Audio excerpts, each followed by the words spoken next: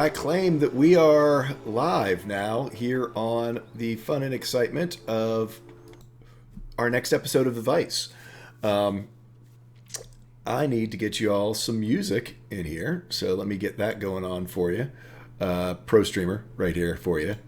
But anyway, yeah, we should be coming up here any moment. We got some folks grabbing their last bit of coffee and that kind of stuff. And then once that's said and done, we will be getting started here. Hope everyone's having a good day. We got a few things to catch you guys up on, as well as others, folks, to let you know what kind of things that we're doing and trying to do, at least with our stream. We've made a few minor type changes, or I'd say decisions from last week, and we're doing and trying to do, at least with our stream. We've made a so that I don't double broadcast. For my players back there, you guys can talk. It won't capture and broadcast, I claim. If you guys need to chat about any last things, and also let me know when you guys are on. I got about 3 minutes left or more if we need it. It's not a big deal. Once people get back from coffee and such. In fact, do talk for me for just a second so I can make sure you're not streaming. I claim you are not.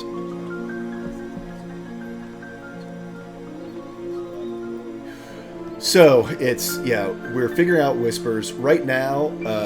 The Twitch whisper system screws up popped out chat. So currently, I got myself on Do Not Disturb. So for anyone also out there in the stream who's coming to watch, unfortunately, I can't respond back to whispers because I've actually got them turned off. I can't even see them because if anyone's tried it yet with the popped out chat, you will see that it is all kinds of screwed up. Hey, Sprocketeer, how are you doing? So what I've got in front of me, basically my players are not going to be watching the stream, so they don't have any spoilers. If you've got something that absolutely you don't want the viewers to see, you can Zoom chat me and start waving at me if for some reason I don't respond to you. But also use the chat in-game. Other players won't see it, but our viewers will see it. It's best we can do for right now. It looks like whatever that new thing they did with Twitch with the new auto mod. So I've got that going on too. So I apologize in advance to anyone on if you get crazy modded, because I've got I've got Nightbot, who's already, like the gulag. And I've got the new whatever Twitch moderator that is doing kind of crazy stuff. So we shall see. I know I'm a horrible person. What can I say? I admit it. So that's kind of that. I think maybe all of our players are in place. They are. So let's go ahead and get them up here on stream. Well, actually, I guess we got a minute. We'll give them the full minute to fiddle around, get their stuff done. I know, it's like I'm bumping back and forth. I'm seeing everything.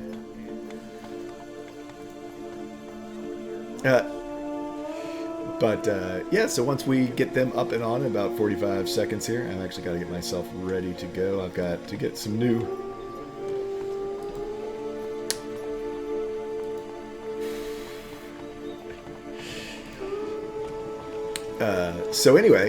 I think with that, I'm going to go ahead and swap us over. Hey, how you guys doing out there?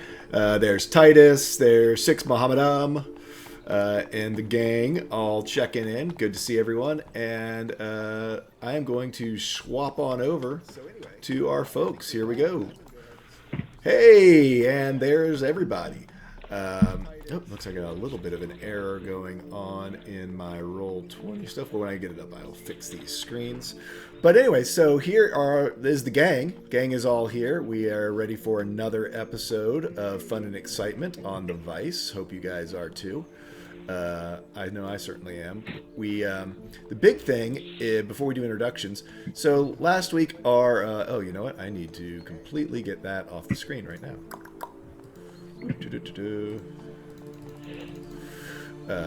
So if anyone pops into our Zoom, we know what it. You're going to get bumped pretty darn quick to mess up my cameras. But yeah, anyway, so one of the big things that happened over the course of the week while we were talking on Twitter and such, we had originally just thought that what we'd do is Old Sooty, which is the adventure we did on the 24-hour stream down at ERP, or over on ERP, who's been an incredible support of the channel, would happen basically during our, we'll call it our Christmas break, our holiday break, coming up here. So we'll be off the next 2 weeks just because of Saturday falls, the day before, Christmas Eve and New Year's Eve. So figured we're not going to be playing then. But we figured that's when Old Sooty would take place in the timeline. In order to do that, it would have been, an express railroad train that I kind of would have had to put everybody on to get us there, get them in place, have any kind of interaction, but their first interactions in Sojourn's Crossing, all of that was going to have to fit in to today's episode. Along with, I had made a promise, because made a promise about trying to get in our good friend Florian Gilderloin and all that type of stuff. And the thing was, it was going to take a lot of just any kind of decision making out of our players' hands. So we decided we're not going to do that. We're going to let this grow organically from what happened last week. Instead of having it be basically quick traveling like you do in video games, and tomorrow you wake up and you're in Sojourn's Landing or on the outskirts of Sojourn's Landing. Actually, someone did just pop in. Something just happened to my Zoom, or someone dropped out. We'll wait for them to come back. So basically, what will happen is we're going to pick up right where we were last week in the vault around the plinth. Everyone just had the boon cast upon them. Last week, because I was in the let's set things up for me to fast travel you guys, told everyone that they had the equivalent of a long rest. I have basically we've retconned that. They have not had a long rest. They are just right now back finishing their combat, and I'm getting some static or noise from someone. Don't know who it is. Let me check. I can do the old mute people to see. Whoever just muted, it was you. That's me. I'm not sure what it is. Yeah. If you can check it out, no huge deal. It's not that bad, but just if it seems like it's something obvious. But anyway, no big deal. I think it's barely. I'm hoping it's barely coming through the stream. You guys out there, tell me. Is that any better? Yes, that is better. Okay, that was my fan. Yeah, it must have just been catching your mic just the wrong way. Southern California, it's warm. Oh, dude, I'm in Florida. It's like 84 degrees. But anyway, you know what? I don't need that. I don't need to hear that. It's going to be negative 14 here. I don't need it. I don't need your shade. I love the snow. Watching it on Facebook from Florida. So anyway, with that, so that's kind of where we are. Hey, Pixie Gal, how you doing? And if anyone else I missed in the stream chat, welcome everybody. So that's sort of the things. We are going to, actually today is going to be a little bit, for our players also, just to see how immersed in day-to-day life our players want to get. We've made a few decisions about gameplay. We will go over those sort of as we go through. But I don't want to bore you guys to death with that right now. But we'll be bringing them up sort of as we go through, and probably a lot of talk about it tomorrow morning on Sunday Morning Coffee. So if you're interested in some of the unique things that have come into play, we've made some decisions about potions, we've made some decisions about encumbrance, etc. So for anyone who's interested in those type of mechanics questions, we're going to sort of have open discussion about some of that tomorrow. In the meantime, hey, let's get to playing. That's what everyone's here for. So first, let's go around, and I'd say other than Tunarth and Kel, give us who you are, who you're playing, and a description of that. The reason why we're waiting on Kel is because at this point, even our parties don't, or the party doesn't know what his name is, and so we're gonna have sort of the scene like we had last time with each of our characters having their sort of first encounters. While they've had a moment or two after combat, they haven't really had a lot of time after the combat to actually sort of even take in the fact that this bear who had been helping them now suddenly is not a bear.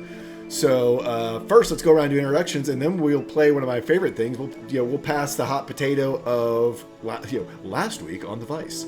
So first, let's just go ahead and go clockwise and start with Alicia. Right. So, I am Alicia, or NG9, or 9-8, depending on platform. I play Luna Isle. She is a water Kensai monk. She is very slow to respond. She has green hair.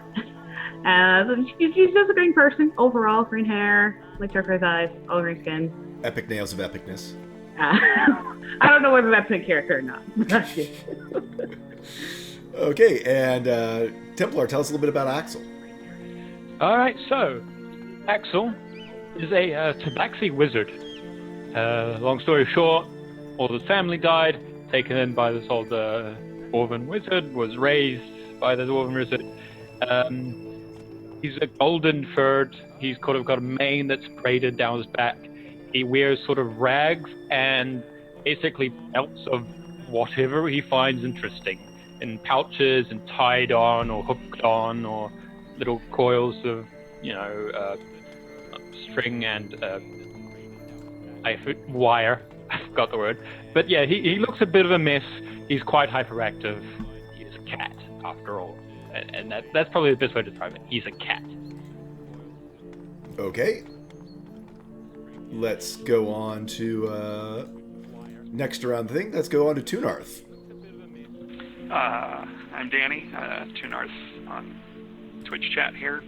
I am, as I'm standing in this room, unnamed as of yet, and I'm a wood elf. I'm about, I think, 5'10", as the characters are really getting a chance to see me, not in combat for the first time. Tanned, covered in tribal tattoos, long brown hair that very much puts you in mind of a mane. Just very wild-looking leathers and amber eyes, and just kind of standing back from the rest of the party, looking at everybody else. Cool. Let's keep moving around the horn here and go to Good Guy Pie. Hold on. Do. Look, Goldheart! There we go! There he is. I am Look Goldheart, played by Good Guy Pie. I have white hair, a white facial hair, white eyebrows, white anything to do with hair, really. I'm a bit of a rugged-looking man, sort of mid-40s now. I'm a blood hunter human, about 5'7", so I'm quite shorter than the rest of everyone. And, I'm just the most cheerful man. You know what? I smile, I shout, and battle to me. Battle is adventure.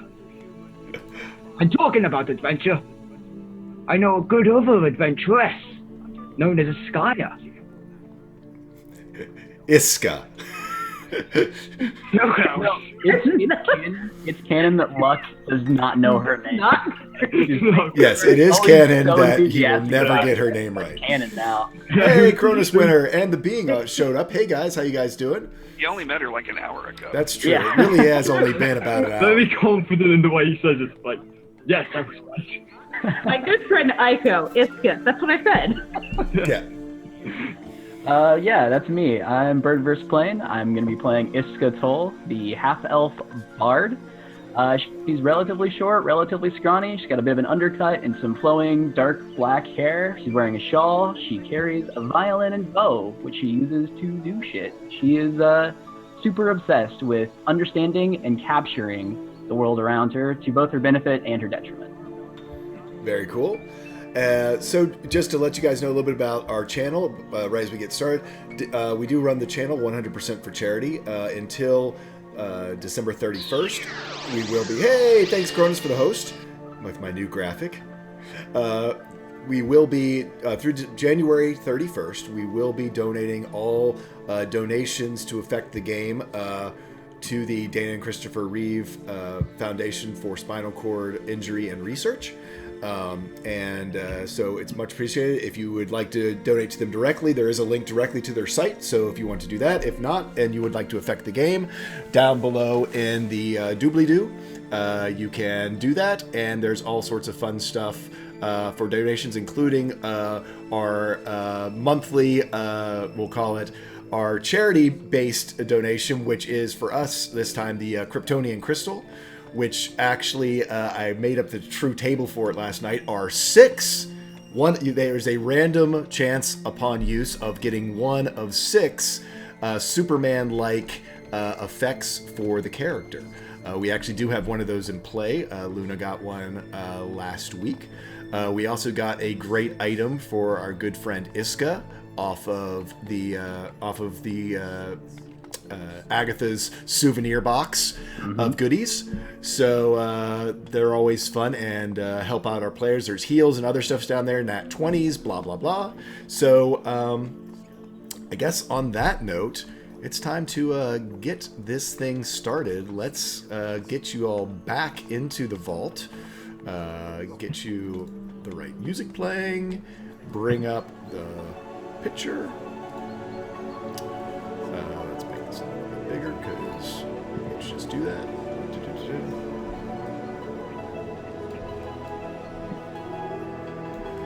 Pretty music. I guess while you're starting the music, I left out an important point for people who weren't here last week. Up until just a short time ago, game time, the characters thought I was a bear because I'm a druid and I was in bear form when they met me. So I've spent the entire episode just about as a bear. Guys, let me know if out in chat there. Let me know if how the levels are. I've been trying to play with them to make it so that folks, so that it sounds right with between our voices, my voice, their voices, our player voices, and the music. If it seems a little bit off, just let me know so I can get it fixed as soon as possible. Bishban, yep, it is my homebrew world. Bishban, I think that I just answered that. So we join our folks, our players. They have just defeated shadows. Oh no, actually, let's do the hot potato of what happened last week. So let's go in reverse order. Iska, and give us a piece of the story from last week, and then throw the potato around to someone else. Sure, I'll try to do this as correctly as I can. We had It's what you think Axel. happened, what you We had remember. Axel, who was given basically the call to adventure, was sent off on a path to discover something, and on his way he ran into Luna and bumped into each other and found this mystical-looking cave. Meanwhile, we had Luck, this boisterous, loud man, just slogging along, skipping along, doing his thing, finding the equally boisterous Iska, who was stoked about some leaf she found. They also decided to kind of hang out together and ended up finding this same mysterious cave from before, and then I will toss that potato. Who are you tossing to? We'll go back around, so good guy I think is next, right? Yep. So, as memory serves, I think, I, the great Goldheart, had picked up some senses from this cave. I headed there. As I headed there, I sensed a great evil, a fiend, no less. I think. Or Faye, one or the other. one of the two. I ran through this cave and I saw myself a cat person who claimed by his name Axel, and a watery woman who sat in the ocean, the pond, who claimed like to be Luna. As we Luna was in trouble, being attacked by some creature. I believe Axel was working on a door at some time when he came across it. It was a very beautiful water as well. It was a very beautiful scene. And yes. And during that time, we stride into battle, preparing to fight off this thing. As a bear, seemingly out of nowhere, came to assist us. As we went over to the bear. Battle commenced and raged throughout the waters of the cavern, and the creature was defeated. The various members of the party met each other. The bear got a number of people wet. The door was opened, if I recall, by Luna. It was? Who, without further ado, strode inside, followed by everybody else in a rush to either protect her or be the first to adventure into this dark, unknown cavern. And as we continued in, we discovered friezes, rock carvings on the walls depicting various stages of, I believe, the life of a paladin of some sort. You did? And I will toss that potato to whoever's next, because I wasn't paying attention. Templar. You're muted. You said first. I was like, I knew I was. And I was like, wait, okay. So, when we went in, Axel was very eager to look at everything, investigate everything, take down all the notes, all the energy. He got a little upset when tried to go first, but this is the way of things. So we went in and we passed through here. We came across, we came across a corpse which had this large stone ball that had some sort of celestial writing on it. That was very, very interesting. Axel wanted to know everything about it. What the word said was zeal, as in energy, as in passion. We also found a few more freezes. And then Axel had a moment of, I think something is going to go wrong here. He had a glimpse of the future in his dreams, and he turns around, and Iska is nowhere to be seen. Now, Iska had found one of the freezes, I believe it was one of the freezes. It opened up and went into this very interesting tunnel. Went down the tunnel, and undead. And yes, we got lucky enough that Axel had brought their attention, so Luck and Tunath raced to Iska's help while the Luna and Axel were a little bit slower. We eventually took down the undead. It was a pair of ghouls and a zombie. Axel does not like undead. And we took them down in a show of lights and adventure and a musical inspiration. So, dealing with the corpses. Yes, we came across a strange mirror. Now, that the less said about that mirror, the better. But yes. You see unpleasant bathroom images in this mirror. Axel was quite intrigued by the magic behind it, and he's kept it. So we went back, and we went to the end of the cave. There was a door that led into a circular room, and now I will hand off to Luna. So, as the party enters this circular room, Luna was the last one to enter. She hung out on the door for a minute, stepped inside, and the other door shut. They're now locked inside the circular room, and the shadow-like creatures appeared. The party tries their best to fight them, but at first, it didn't seem like any damage was going through. But every once in a while, these rocks would fall from the ceiling. The first one saying "cursed," and then "outcast," and slowly we began to realize that it was a trait for each one of us in the party. Because as we journeyed through as we looked at all those different freezes, we realized this is the journey. We have to acknowledge our own burdens and then help share the burdens in order to defeat these shadow creatures with the radiant energy of whoever temple this was. I don't remember. But we were able to beat the shadow creatures. We each put our stone in one of the wall recesses, if I remember correctly. Yep. It opened up the way to a door that had a Plinth. No. Sort of a plinth altar. Yeah, plinth altar. And we get in this again, this kind of like magical energy burst forth, and our burdens were lifted, as in our armor and weapons no longer count towards weight. Encumbrance, correct. Yes. So, here we are, bruised and battled, and actually one of the big things that happened with the shadows is they were draining the strength of our people. So we have Iska. It was actually Iska's weakness, because she got so weak she could hardly stand and couldn't lift her own stone. She was assisted by one of the other members. I believe, I can't remember, it was Axel, helped her lift it, and that was part of the way that they figured out the puzzle. So currently, Luck, I believe, carried Iska into here. Yep. This final stone dropped from the ceiling and landed on the plinth, which said to be in Celestial. It was a single room, but basically they were able to understand it, because that's how Celestial works in this area, or in this specific temple, to be relieved of burdens. And they felt that boon be cast upon them, that they their weapons and their armor, things they use to help each other and others, no longer burdens them. So,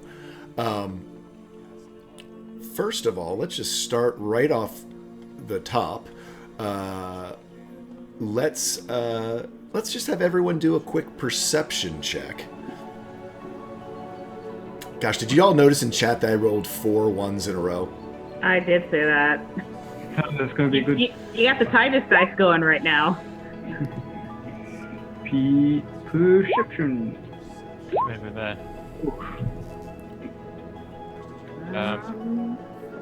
Buttons. I'm great at. Hey. 6. Okay, so I will say Luck, Kel, Luna, as this last stone dropped, it was sort of dim in here. Luck, I believe, still has his torch. He has brought it in with him. It is still lit. Most of you have dark vision as well, or quite a few of you have dark vision as well. Axel has light spell on his little token. Oh, that's right. He's got light spell on. So you are able to see there are more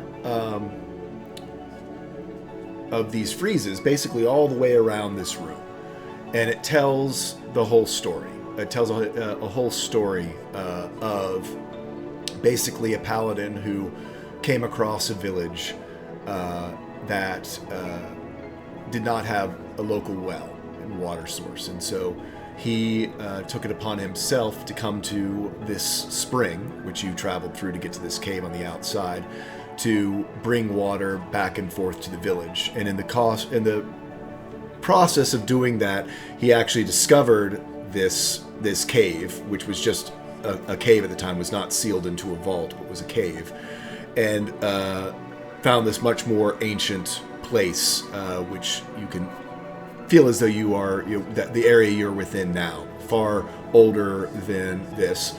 And over the course of first other people learning to care for themselves and carry their own water, then finally the whole village working together to relocate and to then be closer to this water source. All of this is very old. As we discovered last time, this area has been sealed for probably hundreds, if not thousands of years. This is all done in a very sort of primitive, older style. One of the things you do see is another set of runes in the area. much more clearly inscripted than the hastily drawn sort of carved runes on the outside that had been plagued with errors, which had basically an error, a typo, so to speak, in the runes outside. So you do see those there on the wall. So, is it the same language that Axel has managed to find some clues about? So it was the same runes as... So he would have at least some idea of figuring out what it says. You can do do me a your choice, either investigation or arcana.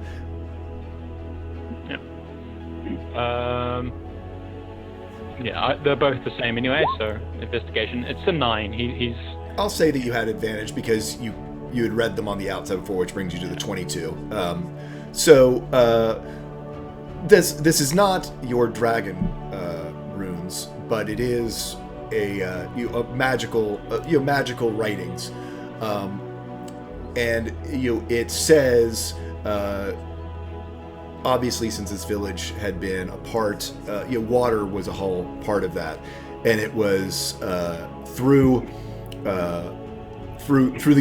giving your water and giving your blood, you shall receive these boons. So it's kind of that, but I need you to make a, I guess it would be a intelligence saving throw. Alrighty then. My rolls are not as good as last time. Oh no. So roll me a 1d4, please. This reduces intelligence. 1. So, you get almost just like a splitting pain in your head. It's like it's the Slurpee, drink a Slurpee too fast, freeze, head freeze right there in the front. Kind of feels like an ice pick. And as you do that, it comes with understanding. By seeing the written written arcane phrase here in a language that you do understand, that is modern magical, sort of a modern magical language, the language of magic that has been passed down for years, but we'll say compared to your dragon runes, certainly much newer. Your dragon runes are literally tens of thousands of years old from your books. That it's still a wonder that you have any type of a book. You find understanding, and if you look,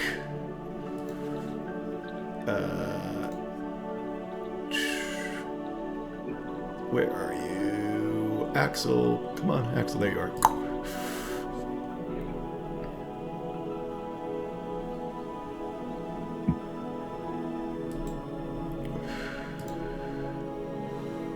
If you look in your handouts, you will see that you now, just like if you look at, my perfect example of this is like, just like if you look at, a drawing of a D20. If you're not familiar with a D20, it just seems like a design. But if you know what it is, suddenly you realize it's a representation of this three-dimensional image. That is what just occurred to you. You now understand, in its most basic form, the dragon rune for blood. Yeah. So you have discovered the most basic understanding of this rune. That was what the sort of slip, so to speak, on the front door, instead of it being water and blood, was water blood, and why Luna was able to open the door. You've now begun to understand and have knowledge of the blood rune. So that's you have that handout. You're welcome to share that what you have, your insight with the others or not. It's your call. Okay, so he's like reading, he's looking along these walls, and for a moment he's like sees something. He sort of yowls, like the really. I'm not going to make the sound because there's other people in the house. The cat yowl of pain, sort of thing. He will just jump back, fur on end, and then he'll go and look in again. He's like, he's like, awesome. This is cool. He's going like searching through his things, pulling out a piece of paper and charcoal, and he goes up and he takes a rubbing of this rune onto the charcoal, onto the parchment. It's a rough parchment, so it's not very good, but it's sort of rubbing, and he's like, oh, this is like. He goes back and he goes into his spell book, which is just loose pages inside a watertight thing, and he pulls it out and he actually starts comparing. Because some of his spells and some of his notes have draconic runes are not very accurate, but he starts comparing them. He's like, I could do so much with this, and he's like, I got it. He starts just making strange noises as he starts pulling out his journal, and he's now writing notes and everything. He's entirely immersed in this. He's completely ignoring, Yeah, he's hyper and completely into this. Cool. So we'll say that takes Axel around 15 minutes to do that. What are the rest of you guys doing while Axel is having this epiphany?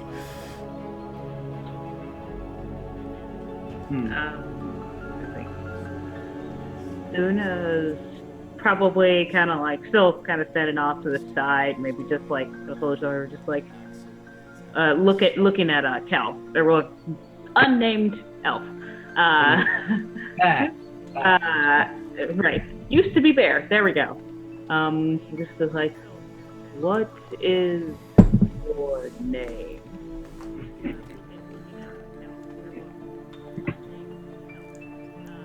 Muted. You're muted. Take a drink. Sorry. Okay. We do know that Kel is actually a mute. Great RP. You can call me Kel. How are you? And I step over to check her wounds and see if she needs more healing. She's pretty close to full social, so it's like, I am all right. Thank you. You're welcome. Good. I'm glad you're all right. I was worried about you outside.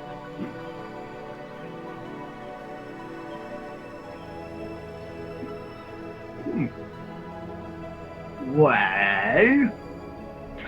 a pleasure to meet you there, Cal. You used to be up there. Now you're an elf. That's awesome. You're a bear person. I'm a druid. A bear person. Got it.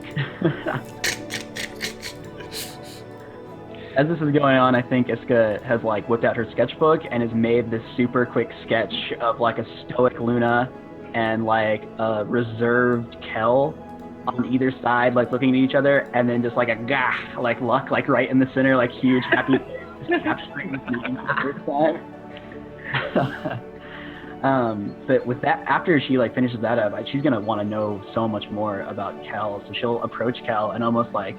She's having trouble right now. She's still weakened. I mean, she's gonna like weakly. She's like, even though she's weak and kind of barely moving, she is going to like stumble her way over and just like out of breath, just ask like, what's it feel like when the fur goes in and out of your skin? How many more animals can you be? Can you be a bird? How many birds can you be? What's it like to? Have you flown? What? And it's just. And he backs off. He just. You're about to. I'm like. Invasion of personal space. Yeah, exactly. I think she goes to pursue, but just not sure how to deal with it. And she goes to pursue, but like stumbles and like has to lean up against the wall a little bit. to like stay upright, but it's still like trying to get closer to both you, and now Luna's there too, and she hasn't had a chance to talk to Luna at all yet. And as soon as she stumbles, Kel just goes, "Oh yes," and he goes to check her wounds and see if what else he can do to help her. I think reflectively, Luna probably like caught you when you stumble, and then she's realizing, oh no, I'm tired. No, you too. My God. How is Iska's health? I mean, So does she need more healing? My health is fine. My strength is a 4 at the moment. Okay, I don't think there's anything I can do about that, is there? Because that would be like a restoration. Yeah, I mean, as time is as time is passing, for the little bit of time that Luck was able to sort of assist Iska, her strength is returning, so it's probably, we'll say it's up to 6 now. So it does seem as though if you could actually get Iska to, to take a moment, that she might begin to recover. So yeah, anyone who's at reduced strength, we'll say just over this course of this time, probably 2 strength has come back. Okay. I'm like, Iska, please! You're worrying the days out of me. Oh, please, just calm down. You're obviously far too weak to even walk. Just go on. Alright, she says, you're right, I've never felt anything like this before. And like finally sits down, and then we'll start like writing what it was like to have like the shadows sap her strength, and try to like put into words what it's like to have your very essence drained from you. She's still like mentally clicking and working, but she's at least like stationary now. Okay. I'm imagining with you sitting down, like Luna just kind of like followed you, and like your arm is like wrapped around like her neck, like just let me go. And she's just kind of slowly. Awesome. Anyway, it is quite extraordinary to see these druids about. Yes, and yes, that's fascinating. Like, how do you do this? What sort of magic do you use? That is always a good question. Do you study this, or is this something you're born with? I've got to know. Please tell me. And on the word magic, Axel finally, distracts himself from his writing. He's still actually taking notes, but he immediately like turns around to listen, and then he stands up and picks up his things and walks over, sort of listening, leaning in, listening intensely. Please do tell, because one second you're no. Yeah, the spotlight of the group suddenly shines on Kel, his favorite thing in the world. Well, it's a little of both. It's,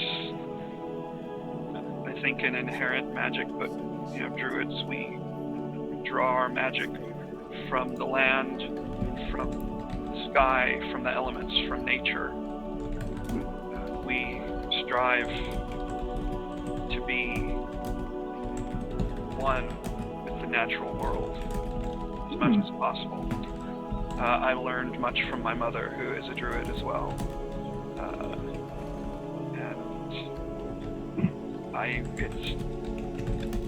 It's hard for me to comprehend that there are those of you that don't know what a druid is. They've been among my people for thousands of years, and it's just, I don't know what to say.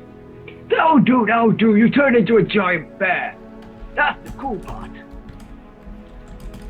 But it's all part of being in tune with the natural world.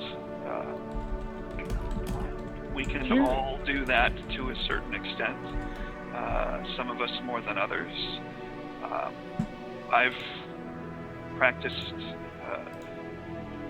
long and been taught by my mother, as I said.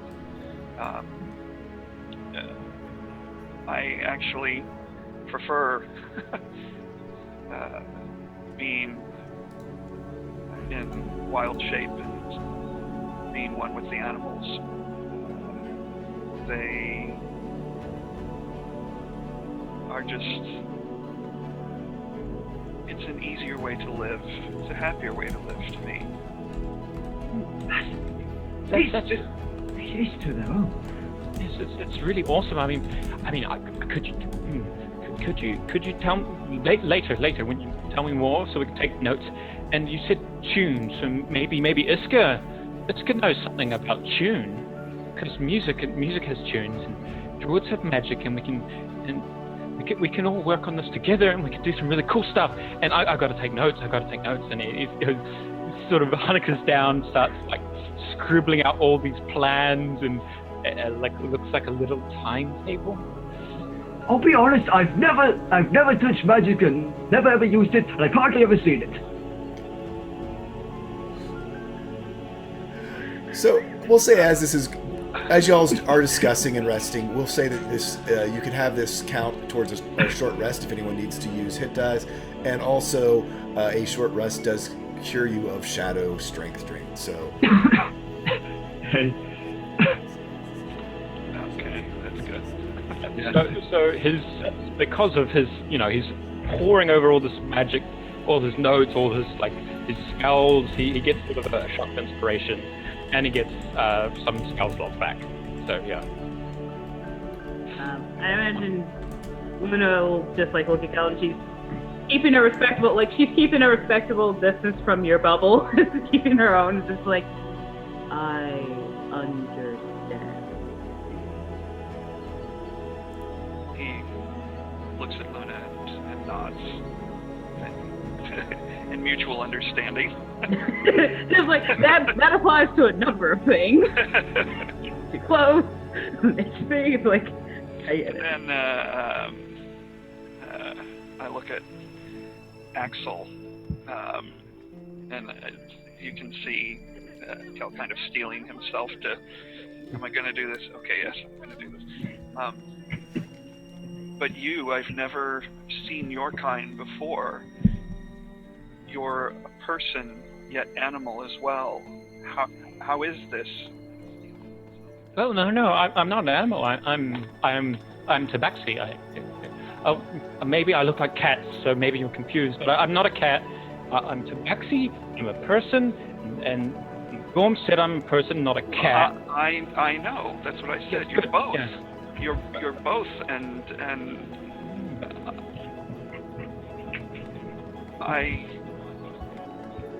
he's at a loss for words. He's just kind of staring, fascinated at Axel. Maybe you have a point. Maybe there's a connection between Tabaxi and cats, and maybe we could look into that. But I think there's lots of people like me, but they travel around. So maybe. I don't know. Maybe we could find out. I want to find them. You can talk to them. You can find out. Maybe I don't know. I never knew any of them. But yeah, it would be great. You didn't know any of them? How is this?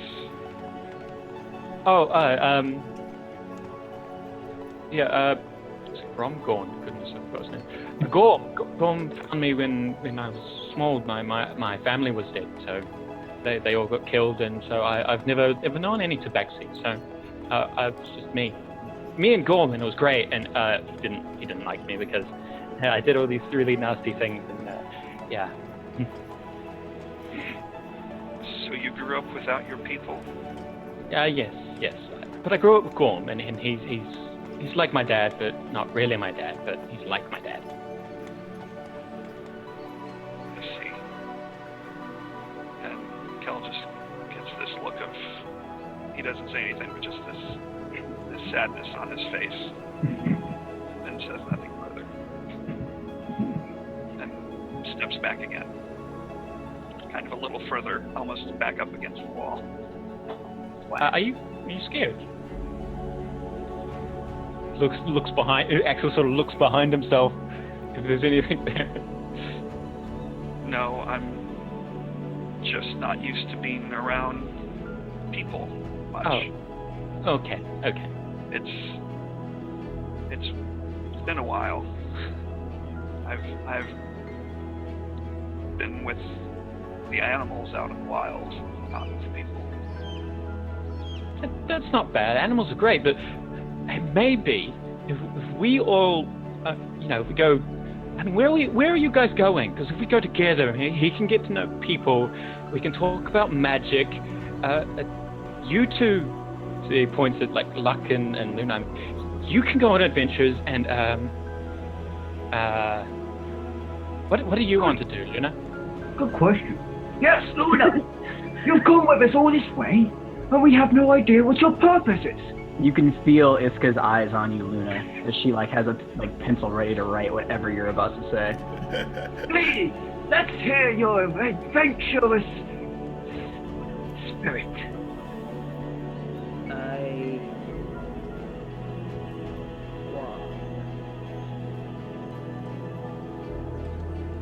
That's great. You can walk with us to the where we're going. That's great. Awesome.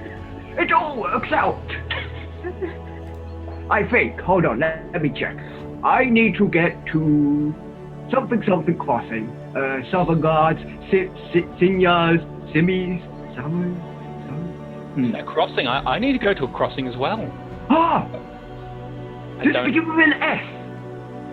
They just said go to a crossing and I'll find out things there. So I want to go there. Well, crossing in general. There is this crossing. I think it's called Southern Guards. Maybe. I don't know. It's called Southern Guards Crossing. It's S something crossing. It's S crossing. But the important part here is there's Iska, do you want to do we'll say a history check to see whether you remember the name, because having been on with your history, you might know. We'll see if you remember. Luck knows, he just can't remember. It's like I think let's see if Iska corrects it. him. Yeah. Jay, you said that Luna would have taken some trips like the ocean and everything. Yes. Now I can't remember. Would that be like the opposite direction, or would you? Yes. Okay. Well, yes. We'll see if once we start moving, whether or not but the direction you came yesterday morning, or actually this morning in game time this morning, was the opposite direction. You came west. I'm sorry. You traveled east. The ocean is to the west. Okay. Iska, did you want to roll a history check? You're muted. You're muted. You know where Luck is talking about, but you're so distracted with Luna, etc. You can't recall the name either. It is S something crossing to the south. I'm so busy trying to make this giant calligraphy walk. I walk in this beautiful font. That's all I had to go off of for her adventure mindset. So I'm just trying to make it the most beautiful thing I can. Yeah. So yes, so Luna, you traveled east today, the opposite from, I think as we said last time, you were right on the edge of your furthest travels, because normally you do go west towards the ocean, towards the sea. You've been north a little bit, you've been south a little bit, but this is probably you've gone east, but it never was as beautiful as it was today, so that you just ended up going a bit further when you bumped into Axel. Axel came from the north heading south. Good Guy and Iska came from the road heading west with Kunarth. That'd be Kel and Tunarth put together. Yes, with Kel trailing along from the east heading west as well. Okay. Well, so I've got to ask the important question here, since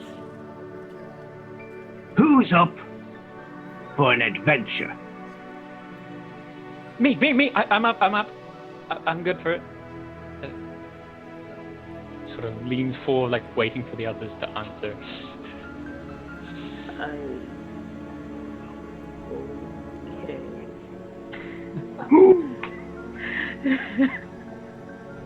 Yes, yay! Kel will kind of just shake his head and go, why not? Yes, and Niskaya, I think I know your answer. Close enough. Yes, That's what I said.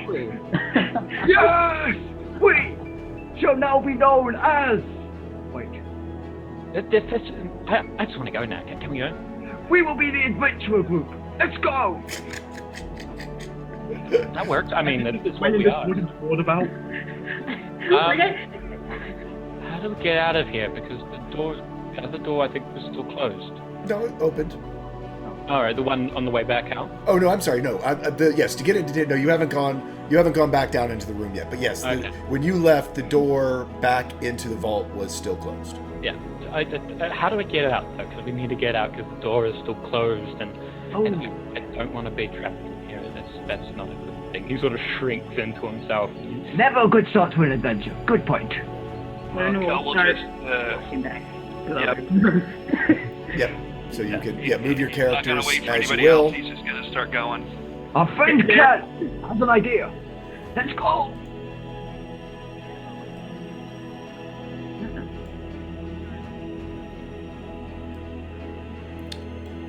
So that door's open. Coming with us, again. So as you come into there, you see as you step in, there is your 5 stones in the walls do glow, and the other door opens. Ah. Whoever made this temple, very, very kind and considerate. Apart from the things that tried to kill us, like the Oh, that was just a test of adventure, testing our spirits. maybe I might. I'll take notes on this. He takes notes on it. What a tragedy it would have been to build a cave this open and cavernous with nothing inside of it. Think of what would have happened if we didn't encounter them. Think of what would happen if we didn't see them. If this was all built for naught, at least people were in here seeing this at one point at one time. Absolutely. I mean, it's like all this cool stuff. I mean, you saw the pictures and you saw the rune. Oh yes. Did you guys know what that rune was? No. It was like it was dragon. It was ancient. It was like really really old, and I know how to use it now. I can. Oh, it's a bit icky. But I can put it on someone, and they sort of kind of get extra blood. I'm not sure exactly how it works, but that's the impression I get. They kind of get extra blood. Wonderful. Something. We get more blood. Wait. Yeah. I mean, if you want, you can try it. I'll wait. I'd love. But Sounds like some. I have no clue what you're all about, but it sounds cool. Let's go. let's go. Kel wasn't waiting for any of that. Yeah. He kept walking. Yeah. So y'all can leave him there. So He's basically, halfway out. y'all head out, and you end up. Let me get you back to.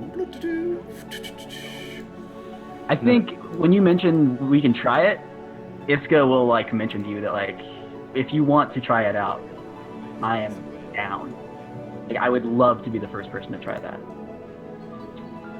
Okay, we'll do it when we stop again, and then when we've got time, and so I can get it right, because I've made lots of explosions, and I don't want to make any more explosions. Fantastic. So I want to make sure it's okay. Okay, I don't want to hurt you. That would be bad. That would be really bad, because we're adventuring group now. Are we still going to be called the adventuring group? I don't. I have no. We're workshopping a name. Yeah, okay. It's a work in progress, like they say. You know, names, well, they're only a title. It's the person that holds the name that is important. Actually, I'm going to put you on a different spot. I'm going to put you here, just so you exit from the cave.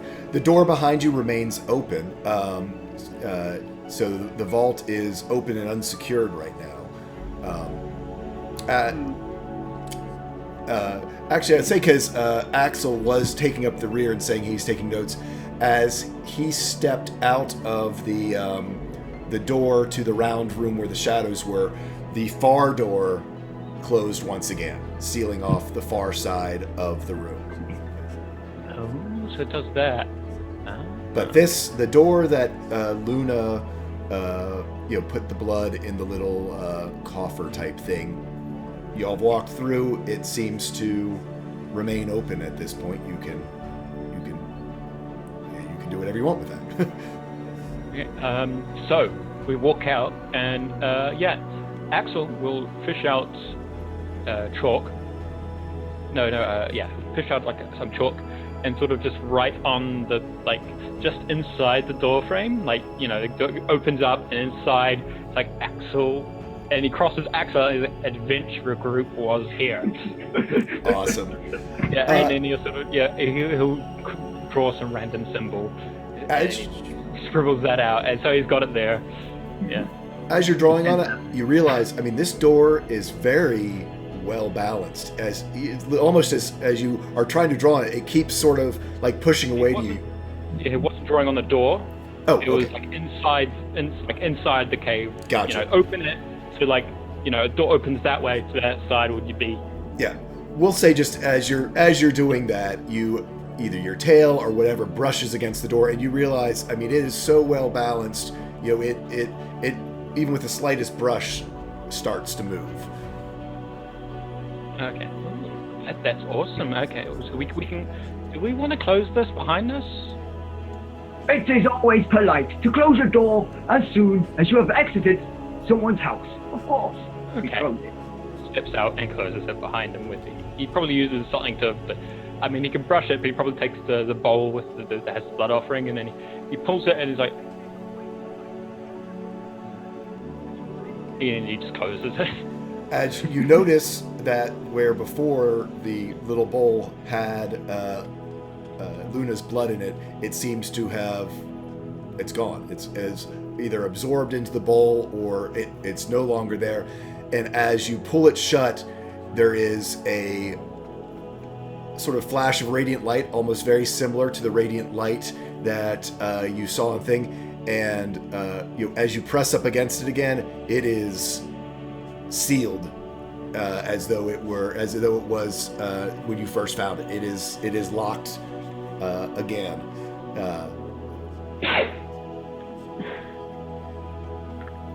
Bless you. So he does that, and then sort of hurries up to catch up with the group. I don't know if they waited for him or not.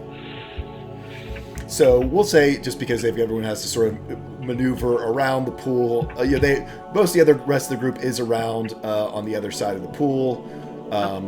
Luna dives through it again. Yeah, Luna takes it, swims her way out. I assume you guys are making your way all the way out of the cave. Yep. Actually, when we reach sort of the far end, Axel sees like Luna diving. Can we wait for a moment?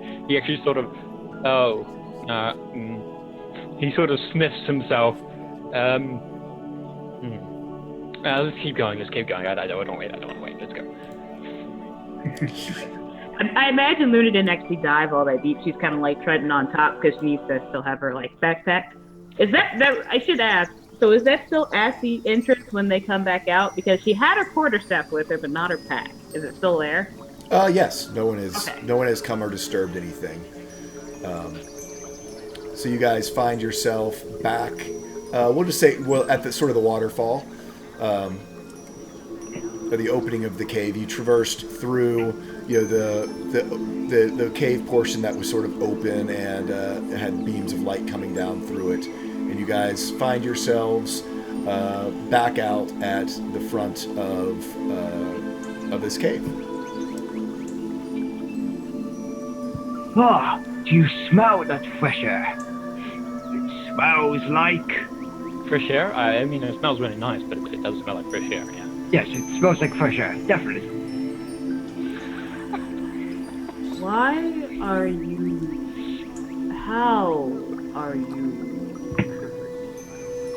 Cursed? Oh, that's a very good question. Because you both said you were cursed, right? And then you said, oh. Well, Luna didn't say she was cursed. Yeah. She thought, Yeah, you sort of pointed at this guy. Yours was ambitious. I don't know the other two. What were yours? As we were presumably walking along and not actually stopping. Yeah, we are. So Well, we'll just put you that y'all are walking through the forest. Yeah. Luna kind of looks back forlornly at the water. Keeps going. I'll say to Axel, you were sole survivor. I understand now. Yes, because they all died. Yes, bandits. No, I got bandits. So which direction are you in? In fact, oh, you know what? So since we're back in the forest and we have a Kel with us, we gotta finally get to hear Kel's music. Nice. Yeah. Oh, nice. I couldn't find something exact, but this one gets a little bit more Kelly as it moves on. Kelly-ish. So. That sounds bad too. But of what I had to choose from until I figured out how to get my Sirenscape going, I do need to ask. I mean, which direction are y'all going? Y'all got out of the cave. Yeah. I have no direction. I was merely following you to see, since you seemed interesting. Well, who was leading the group at that point? Probably not, but he's actually stops in his midst and he's like, you know what? I'll be honest with you. I have no clue what direction we're going in. That's true. You just followed your path here. You just followed the path of the Fae here. So while you know you went off the right side of the road, once you got in the forest, you're not sure what direction you necessarily went. I have a map. Wait, 1 moment. You have a map? Wonderful. Yeah, he finally remembers that he had a map. I didn't remember it. I did actually forget for the first little bit of it. I was about to ask, does anyone have a map? Yeah, he brings up the map and it's like, okay, so we are here, and he points to like the little faded bit that was indicated. So you see on his map, you see where he's pointing. To the north of it, you see that there is a pathway that has been marked out with, and you can see Grom's Tower on it. You do see the road over to the east of you guys, almost directly east of where you are. But that's about all you see. Way over to the east, you see just what, again, since it's a piece of a map, you see something that might be representing a shore, but you're not quite, it's not, it's not definite. It's either a rip in the map or it might be showing a shoreline of some sort. I mean, Alicia, do me a nature check. Sure thing.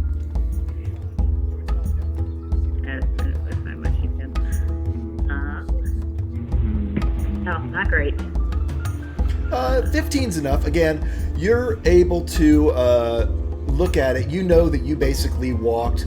By the way, it's probably about 4 o'clock in the afternoon now for you guys. It's not dark yet, but it's about 4 o'clock in the afternoon. There's probably a couple hours of light left. Luna does knows that she walked about. She left pretty much at sunrise and was walking to the east. So she can sort of figure out by how long she walked, and knowing since she's traveled to the ocean before from her monk's temple, I'm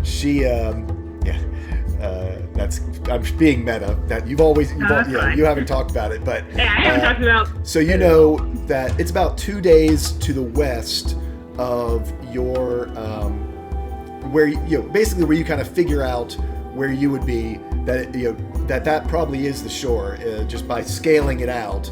That you walked about 3/4 of a day to get here. If you look at that, you know about how long it was. So you can kind of triangulate where your order is. Again, the road's clearly marked. That's where Iska and Luck and Kel all came from. Much beyond the road is gone. Kel, that you're off the map to the west, because that's the direction that you had been out. And you tell me, I kind of just mentally, geography-wise, it makes sense that Kel was on probably a 2 or 3 day walkabout in the woods, a Journeyway, I don't think that I guess I should ask you, do you foresee that he spent last night at home, or did he spend last night in the woods? Oh, in the woods. He hasn't been home in probably, at this point, I'd say a year. Oh, okay. So even better, because that gives me lots of options as where your actual house is. So great. Yeah, no, I mean, he's not expected. He's perfect. No, that you know what we've discussed about. Yeah, absolutely. So that's perfect. That was the thing. I didn't know if he was still, checking in once a week, once a month at home. But if he's not been there for a year, perfect. I can put you anywhere. I can put you anywhere on the map. So that's great.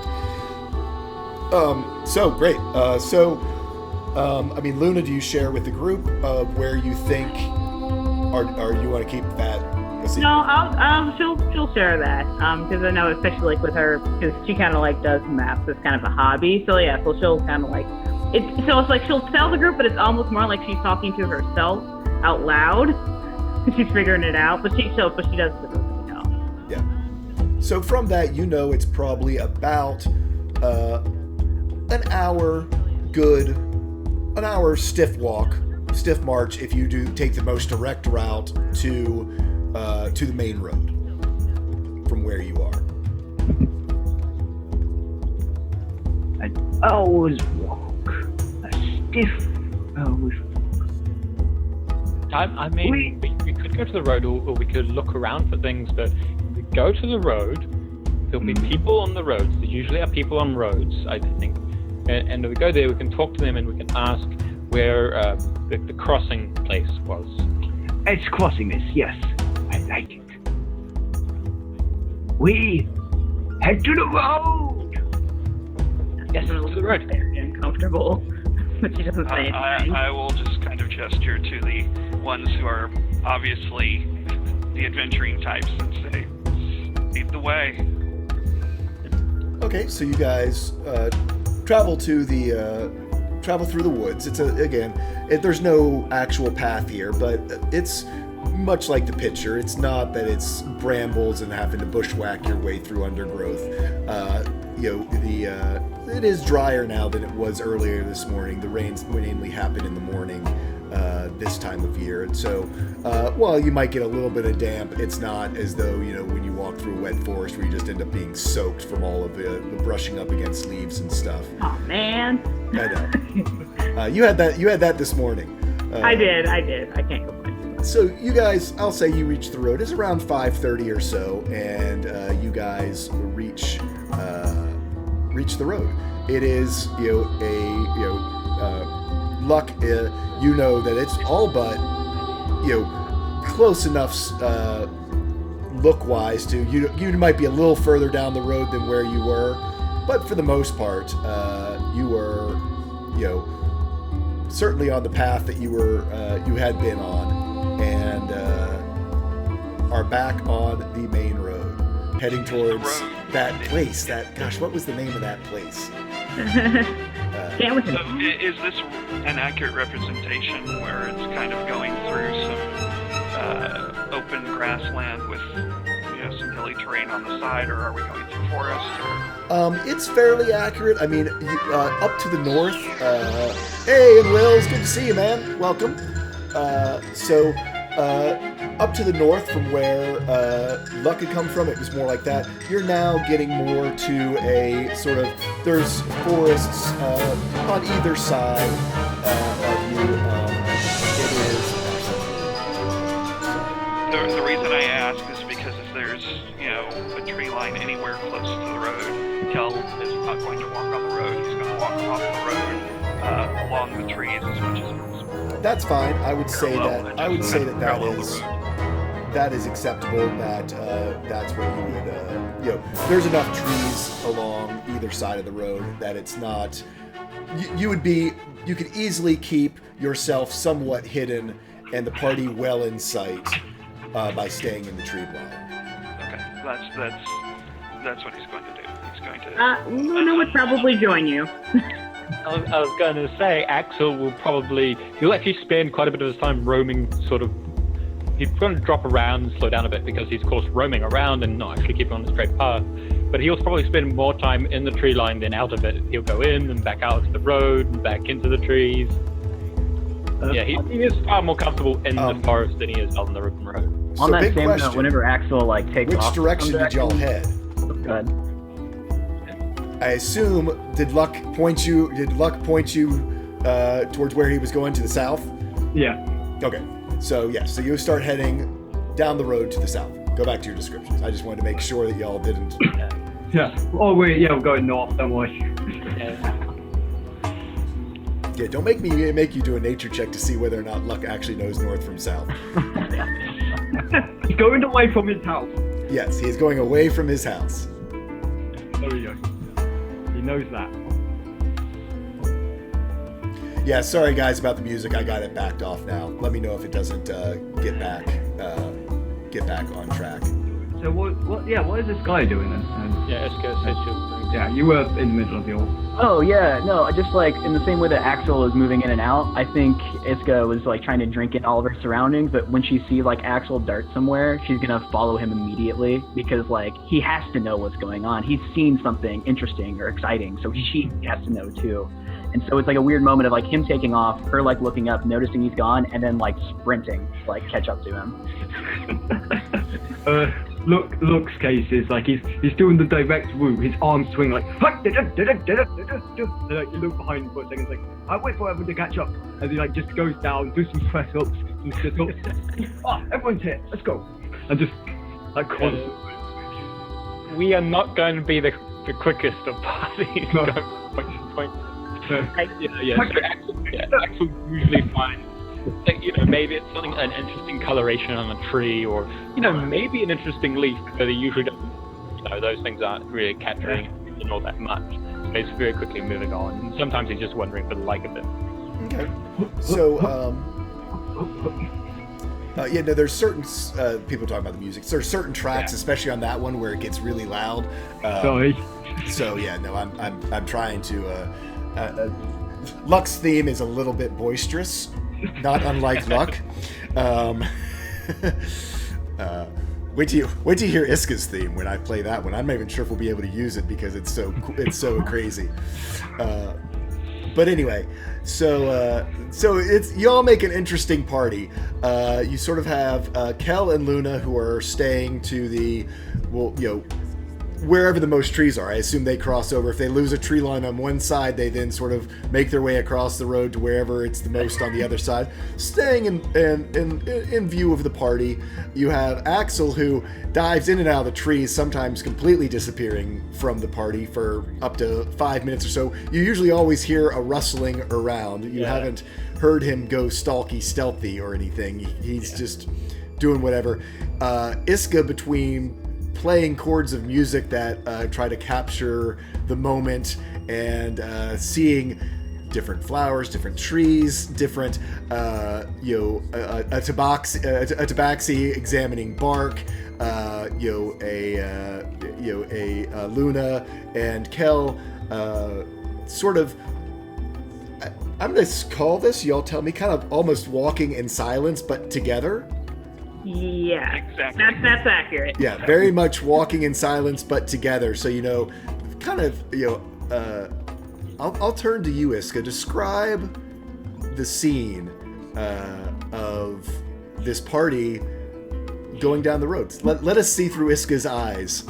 So Iska views this almost like a scene she has seen in a marketplace before, where there are two parents walking along, and they're tired. They've been up, they work, they take care of, but they have these three children with them who have never been to a marketplace before, and they're just scrambling everywhere. They're running forth, they're screaming, they're screeching, look at this thing, while another one is diving in and out of barrels. And so she's just putting together this connection of these grown adults walking through a forest is somehow a direct parallel to this tired family trying to wrangle their children in place and hoping that they won't lose one of them by the end of it. Just imagine Luna looking over Axel crashes and stuff, and just to look, doesn't say anything it's your turn this time. Yeah, I think there's like, you know, like they're both walking in silence and for a moment finding some peace, and then like Axel like accidentally brushes against one of them. Like it's like Kel who like sighs as Luna like looks to him, and then Luna gets like smashed by Iska running by her real quickly and also sighs as they like turn to look at each other like with a solemn nod. Well, and all of this, Luck is still beelining it. So he's the kid headed towards the Ferris wheel. I imagine like Luck is just like cresting a hill and is saying like, "Good news, another hill." Good news, everyone. Not only do we get to go downhill, we get to go uphill again. I like as he's waiting for everyone to catch up, he just goes down, does some press ups like 1, 2, 3, 4. Yeah, I'm liking the Mama Luna and the Papa Kel. It's a good idea. I like it. Gotta keep up that cardio. And I am gonna say, as this goes on and time continues to pass, Kel has this attitude of kind of shaking his head, but in a bemused fashion, just kind of trying not to chuckle sometimes, because he's just becoming more and more amused by the whole thing. Cool. And I mean, truly, what a pair you guys make. I mean, you've got Kel, who, I mean, I know in your actual character art, he's shirtless. I mean, is he shirtless, sleeveless? What's his armor look like? I know we know he's got darker skinned, giant mane of hair and tribal tattoos. Pretty much imagine that picture. Yeah. Okay, so you know what? I could even bring that up for our folks probably if I could. I was gonna say it's all over Twitter. check the Twitter feed. Advertisement. I'll start having them for quick access so people can take a look at our character sheets. So you have this. I mean, yeah, if you click on my character sheet, I mean, just for the party. Oh yeah, I can do that. Actually, that's probably the quickest way to do it. So, so if we do, let me get rid of that too. That's not showing. So yeah, so you have Kel. Let's see, is that showing up in the stream? That should be showing up in the stream. I'll claim. Yes. So you have Kel walking along, Papa Kel, and then Mama Luna. This is the pair who's walking along. Green flowing hair that looks like it's always sort of like one of those cool commercials where with washing machines, but they're the ladies like in her dress with the hair all flowing around. So you've got Kel covered in tribal tattoos and leathers. So really a striking pair. Not even walking down the center of the road, walking off to the side, sort of on the median, sort of speaking, just right at the forest's edge, going along. Luck, shock white hair, marching ahead, doing press ups in the middle of the road, and Iska, going from doing this almost trance-like mental photography thing that she does to being just as frenetic as the rest, trying to capture these little vignettes, and amongst it all you have Axel kind of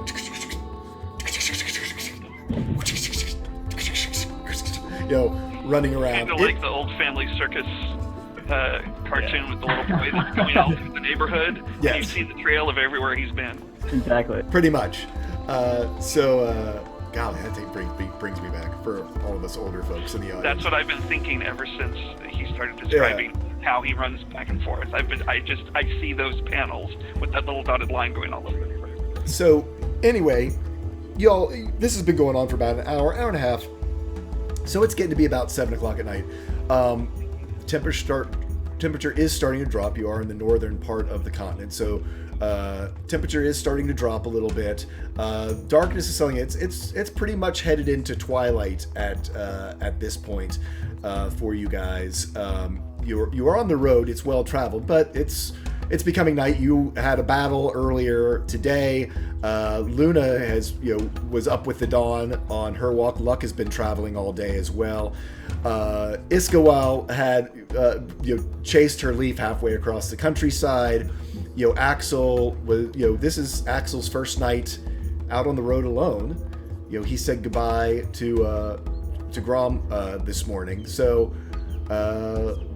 what's y'all's move? Y'all are Yeah, Axel has been out like overnight, like in several nights alone before, but this is like the first time where he's not planning to go back to Grom. Exactly. I mean, it's there's a difference. I mean, well, it's a little different dynamic. It's up to you how and if that affects Axel.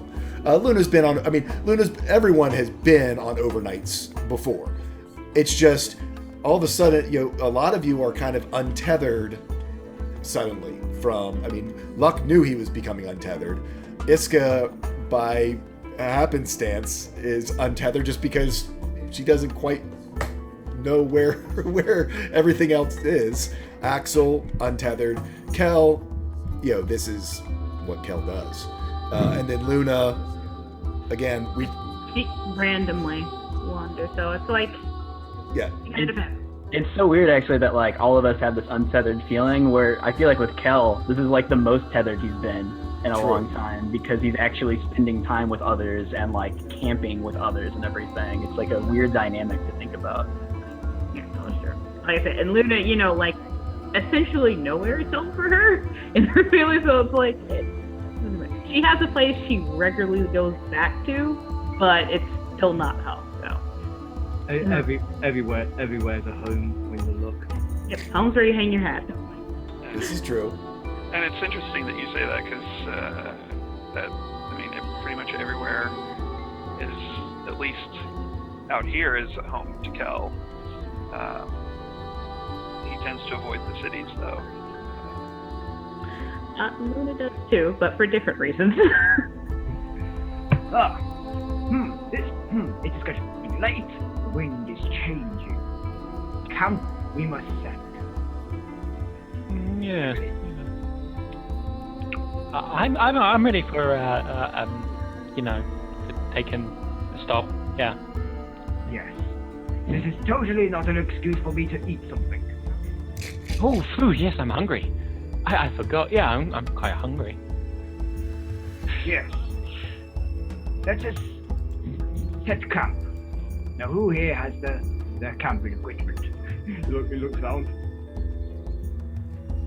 Oh, I think I do. I don't usually need equipment. Oh, yes. You are a forest person. We'll camp near a forest.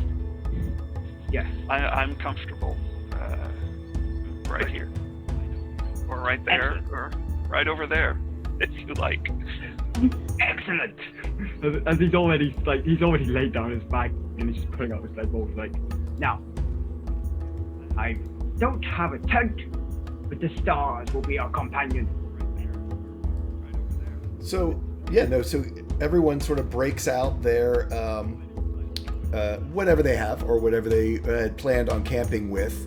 Like I said, most everyone is. If you guys will all go into your inventories, mark off a set of rations, as that is now I forage. a thing. You are welcome to forage. And so, make a campfire? Yes, no? Yes, of course. Survival with campfires?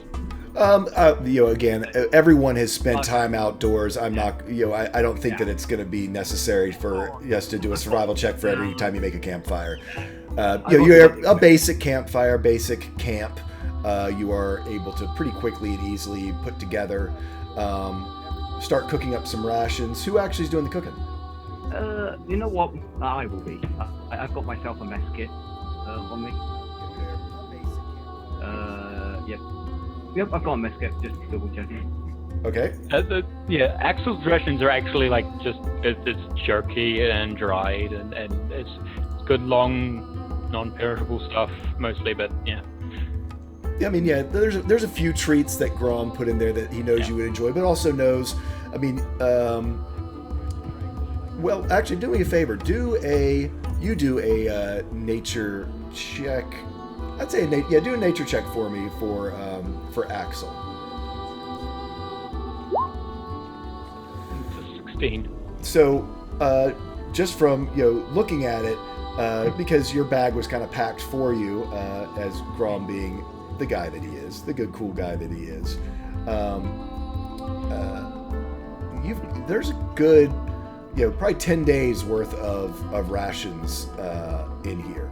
So he was setting you for a fairly good journey. He knew the distances that were involved, and so I was trying to look for a picture for you guys for something like that. You're in a campsite. Yeah. So I was actually going to ask, because I realized that I actually forgot to put things like a tent and a bedroll in my equipment.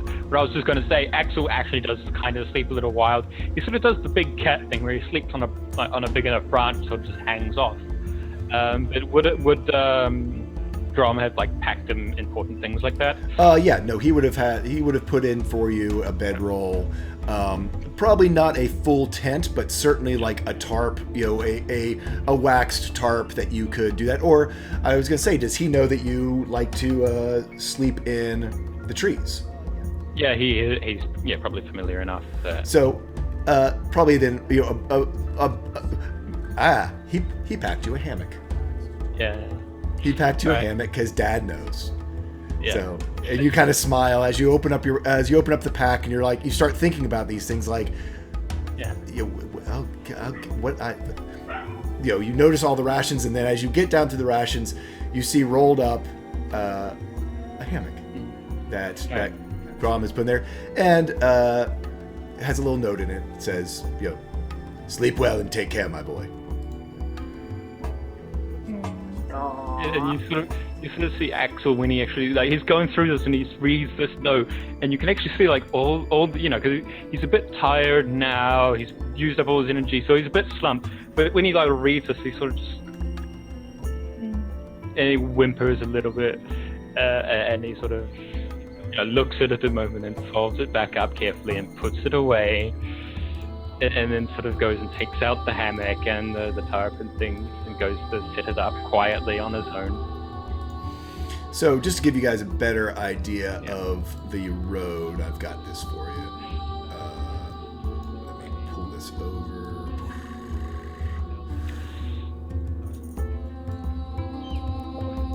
This is really, you've transitioned out of the sort of southern, the northern area now, sort of into where there was mountains and stuff. This is kind of more the idea of where you are now. It's this type of road and forest. That's more what we're talking about. Kind of the. Okay, I need to get that to go away. But so you've made your camp. I was going to say you've set up camp, but I mean at this point you all haven't eaten. You've got the campfire going. To decide to gather around. Hey, Skagath, how you doing, man? Hey, and Dark Demon Slayer! I bet you've been lurking. So, it took me a second to get it, but I had this in my Pinterest. I gotta find a quicker way to get stuff out of Pinterest and into Roll20. But,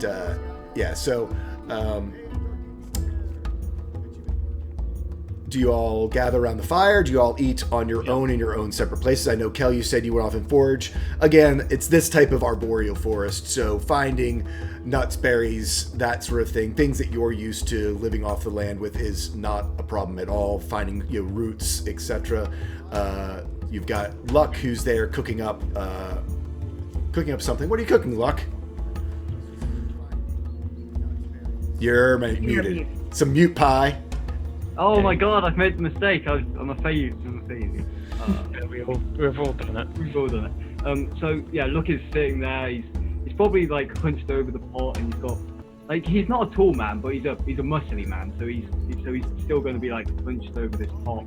As he you can see him go into this rash pack, and he just pulls out some dried up meat, and he just puts it in there and lets it bubble. And he you can see him dig down. It's did I keep one left? Haha, a stock. Let's make us a nice stew, shall we? So, so you see him. He gets out some dried meat that's now he's in there in the pot. He's put in some, apparently is one of his last few routes that he's been on the road for 4 days, and that's about as long without refrigeration as any kind of root or vegetable is going to keep, especially not get smushed up. So he's using the last set. So anyone else over there around the fire as you see this going on? Yeah, I think Iska is holed up next to the fire. I think she's got her violin out, and having just come out of this cave that we unsealed, went into, explored, and then resealed, I think she's trying to put those concepts, that art, what happened, the shadow fight, into the most like catchy tune that she can. Because it's sealed up, she wants to be able to express what was in there, the story, the narrative, the ideas that were in there to as many people as possible. She's a little hung up on finding a good rhyme for the adventurer group, but she's trying as hard as she can to make it nice. Maybe. So how about you? The adventurer group, they made a fine soup, she's workshopping it. She's workshopping it. Awesome. Kel, you've gone out, you've done your foraging. You found some acorns, some nuts. You found some berries. You did find a nice group of just sort of good rooted vegetables.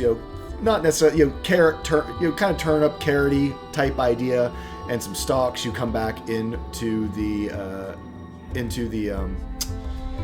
camp. Are you hanging by yourself? Are you seeing what Luck and Iska are up to? What you up to? Well, I mean, how did I find extra that could be shared with the party, or well, for me? I think you found For me. you found enough. You found enough for you, but you definitely see that Luck's making, he's making for himself. Everyone's sort of making for themselves. Where there is more to be easily found again. It's fairly abundant around here. You brought back enough thinking you were just for yourself, but if you decided that you wanted to maybe offer anything, certainly it would be less than 5 minutes for you to go back and get more of most anything. Well, then I will go up to Luck and offer what I found to see if you'd like to supplement Let's see. his meal with some of these root vegetables. Root vegetables, wonderful, wonderful. The stew won't just be a meaty one. Excellent. Oh yes, we'll definitely take some of these. This doesn't look poisonous. None of it's poison. Yeah, Kel would not bring back anything poisonous. He is an experienced forager. However, Luck might think that it's poisonous and just not know. Yeah. Yeah, I love you're the welcome to idea, set like, him right, Kel, on Smarter than the. that. Yeah, you're welcome to set him right. I'll just hand him everything that I got and just kind of pat him on the shoulder. Here you go. And then turn and go back into the forest and forage again for myself. Oh, So- let's get it up. Axel's sort of been chewing on his food, his like the jerky and stuff.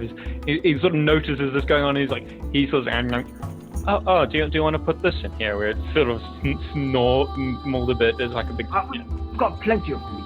It would okay. make the balance imperfect.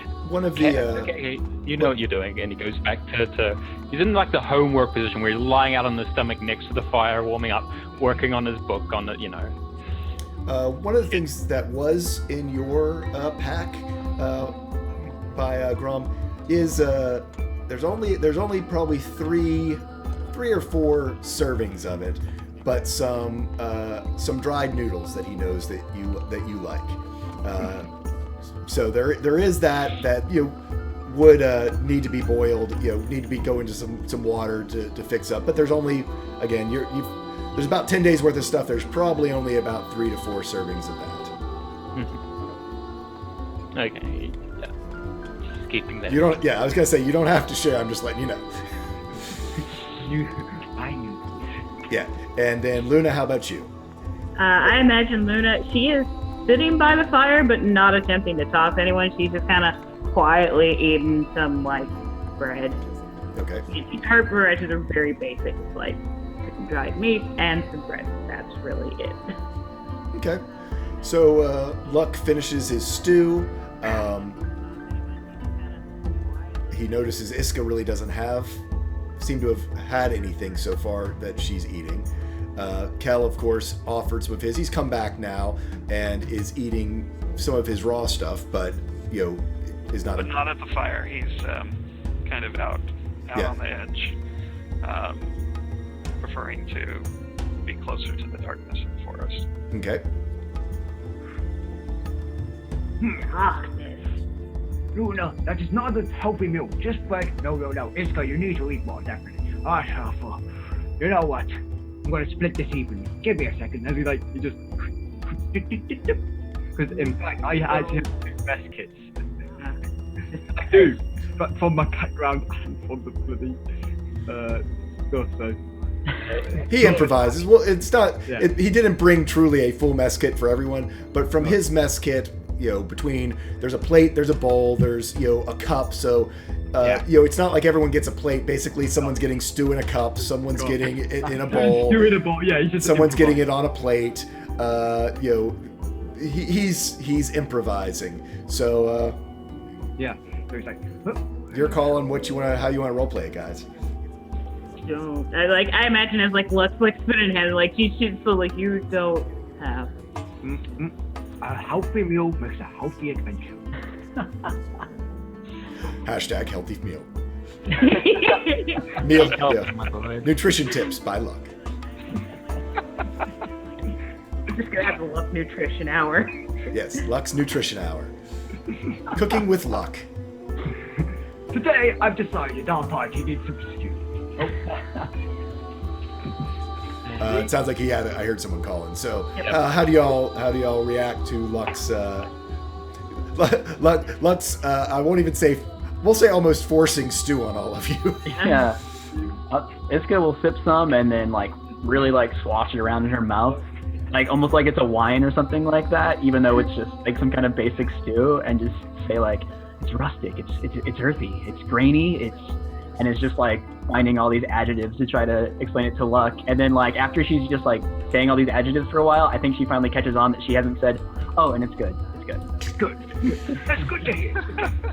It was made with cooperation. Now, Axel, come on. You gotta taste it. Come on. Food. I'll take more food. And he sort of careful not to spill anything, and sort of starts sipping on it and just goes silent while he eats it. It's it was food. I like. Thank you very much. Thank you. You're welcome. Thank you, Luck. It was food. You've only just got to. You know what? I will split it between us. As he takes his bowl and he puts it into this cup.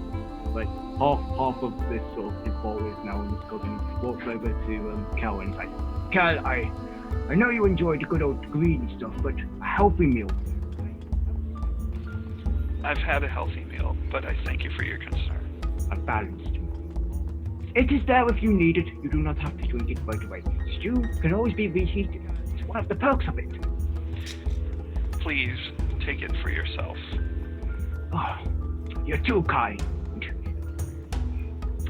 We're going to get along swimmingly. He just strolls back to the fire. When Luck says swimmingly, Kel kind of glances at Luna, but doesn't. Yeah. I was thinking that.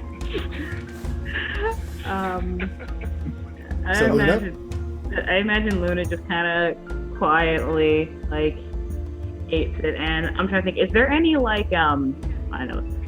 is there any still moisture left over from that rain, or is that pretty much dried up over the course? I'd say it's pretty much like the picture there. There is did I move you guys over to the picture? I think I did, didn't I? There's a pond. Oh, okay. Yeah, there's. It's not really a pond. It's a depression.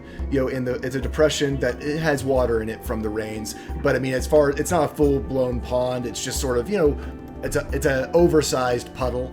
So it's as clean as it gets, but it's not as though it's a fresh spring or anything like that. Sure. Yeah, that's fine. I imagine after she finishes, she'd probably do a little cantrip to clean out the bowl as best as possible and hand it back, saying she goes.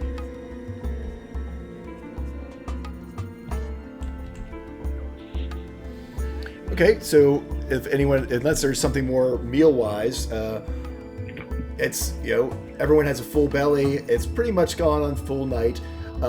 This area of the countryside is, it is beautiful. There were rains this morning, so the sky is just as clear as can be. Hardly a cloud in it, so you're able to see the stars. Sort of the equivalent of the Milky Way. Up there. Any travelers who are out at night, have gotten used to seeing in the skies above the continent. Anything else you guys want to do before going in retiring for the evening? I think Iska's been overloaded with everything today, and the thoughts have been racing around in her head and are migraine inducing at this point. So I think she goes into her pack and whips out a couple tea bags and is preparing to make some tea, and basically offers to the party anyone who would like some, she'll make some for. As sort of just a sign of hey guys, what's mine is yours in this moment. Thank you so much for allowing me in this company. And she's just so stoked to have, she's immediately considering you guys friends, because this is most she's interacted with people in some form of meaningful way in a long time. So she's just really stoked about this and wants to solidify that. So I'll say yes. She brews up the tea, and it's this really nice, relaxing. I'll say kind of chamomile-esque.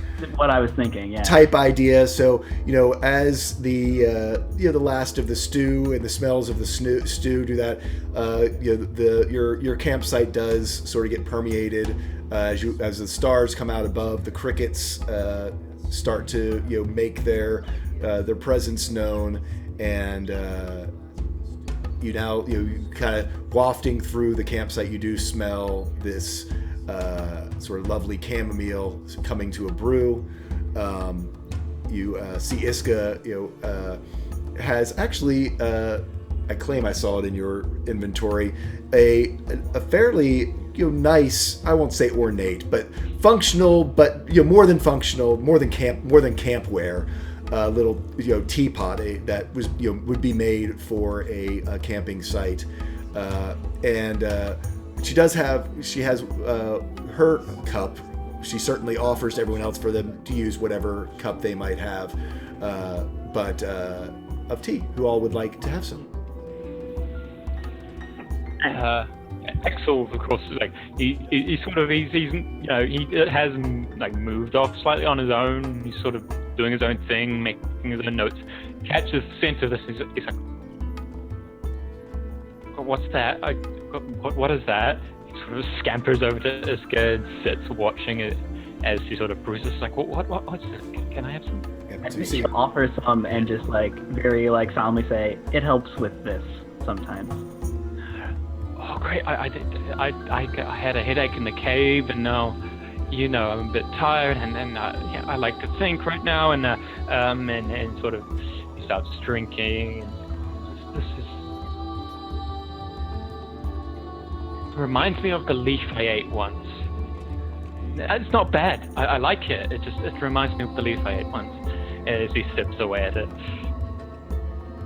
Luna, Kel, Luck. Luna will just observe, doesn't partake at all. Okay. Kel is going to get up from where he is and come in closer, kind of. I don't know if you can, the best way to describe it, but with purpose but trepidation. Yeah. He kind of steeled his nerve to come over and do this, but you can tell that it took a little bit to convince himself to do it. Again, Luna knows exactly what you are going through. But just the thought of the tea is enough, and despite his nervousness, you can tell that he's fascinated with the people he's found himself suddenly among, and so he will go over and sit down, I guess. Logs, whatever, or Indian style, whatever you prefer. I mean, around the campfire, people have either pulled up stumps, or there might be a rock that's convenient, or just plop down I on the figured ground. he was just going to sit on the ground. Yeah, I could see that. Yeah, Kel would plop on the ground. By excellent Iska, accept a cup of the tea. And she'll pour you one, and I think for the first time in your presence, she's not like super inquisitive and like transfixed by you. This is like the first moment like you're both kind of in peace together at once. And Kel nods his thanks and sips. He just sips in silence, just kind of looking back and forth between Iska and Axel, and then kind of just eyes darting around at everybody, just kind of trying to take it all in. So I've probably set up the campfire like near a stump, and like the stump is like sort of there, and like campfire is like, and like around it, like everyone. I imagine it like you've got like the stump here, and then you've got like everyone sort of sitting around it, like Yep. sort of sitting on the stump. Well, there's probably rocks and stuff like Yeah. that, but that's how I'm sort of imagining it. Yeah, or easy enough to roll a log up. There's everyone got a nice campfire spot. The campfire spot that they would approve of. Luna's a little bit off from it, but I wouldn't say that she's separate from the group. She's just not quite as close as everyone else.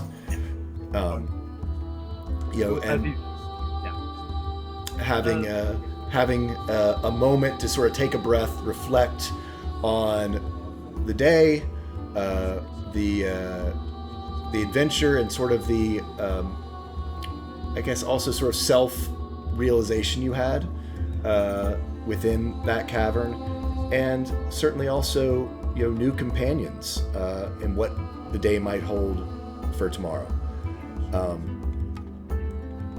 As you finish up your tea, you guys can head off to your individual things, to individual either bedrolls, little tents, little tarps, little lean-tos, whatever you've made for yourself to be able to have a place to sleep.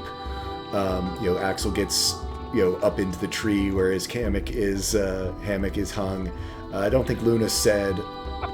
Luna's gonna like lay out her bedroll and that. Kel is just gonna find a nice little patch of thicker grass or whatever he would normally find. Well, Yes? Kel, I think, knows enough of sleeping out in the wild that he's going to. So, are we going to take turns keeping watch through the night? Oh yes. Or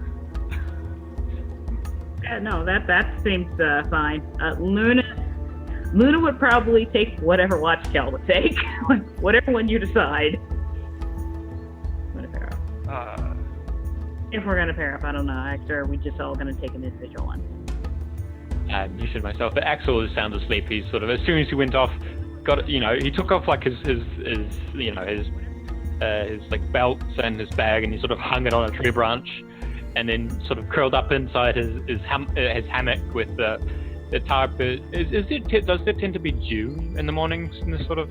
Oh yeah, I mean it's it's pretty regular that I'd say 50-50 chance, light showers every morning this time of year in this area.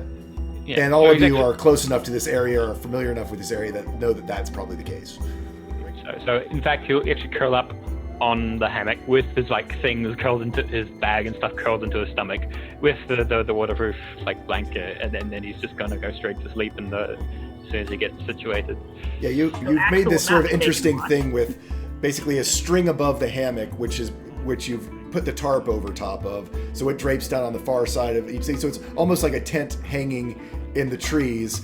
You do have your own blanket as well that you've wrapped yourself up in and sort of curl up around. But so Axel's asleep. Luck is like, yeah, let's keep a watch. And was that you mimicking that? And then you fell right to sleep, or were you saying that? What were you saying there, good guy? You're muted. I will get this right one day. So he will say, yeah, I'll take a watch, and then he just nods off, and it's like, he probably wakes up like wake me up in like when you're tired. I imagine Luck sleeps kind of like a dog does, and that if a dog like had a dream and is excited, they start running. That like Luck in the middle of his dreams, like occasionally does this. Yes. So that leaves Iska, Luna, and Kel, who are not already dozed off, but Luck, of course, saying, "Wake me up when it's my turn." Iska feels a bit rejuvenated by the tea and has no problem either taking this first shift so she can continue to work a little bit more quietly, of course, as you guys sleep, or she'll wake up whenever. She'll kind of defect to Kel here. He seems to know what he's doing. He's used to this environment, so she'll listen. I only need a short number of hours each night, so if you could keep watch for a couple of hours and then wake up Luck for the next couple of hours, that would give me enough time to rejuvenate myself, and then I can watch the rest of the night. Wait, you only need a couple hours of sleep?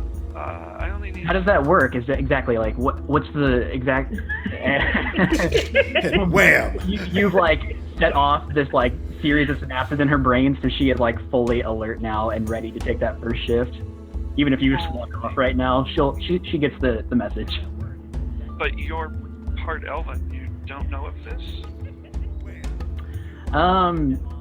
Like meta talk, she's still like super young and not well like learned of the world, so I don't think she would recognize that necessarily, or even if she did, she's so scatterbrained it's not like at the forefront of her brain. So that idea alone is enough to like send a bunch of new ideas about rejuvenation and what druids are capable of and what Kel is capable of and what kind of animals benefit off of that and how to translate that into song that maybe a quick flurry would show that you sleep short but you gain much and so on and so forth. Well, as elves, we don't truly actually sleep.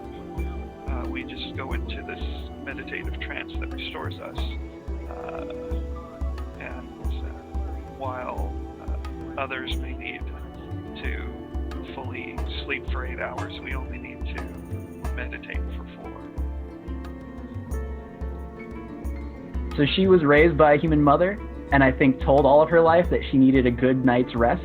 And you telling her that she doesn't is like this beautiful moment of her being like, wait, so I can stay, I don't need to sleep that much.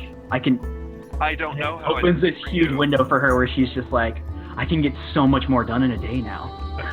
I don't know how it is for you. You should, I don't know. She's gone. She's already gone. She's out of this conversation. Yeah.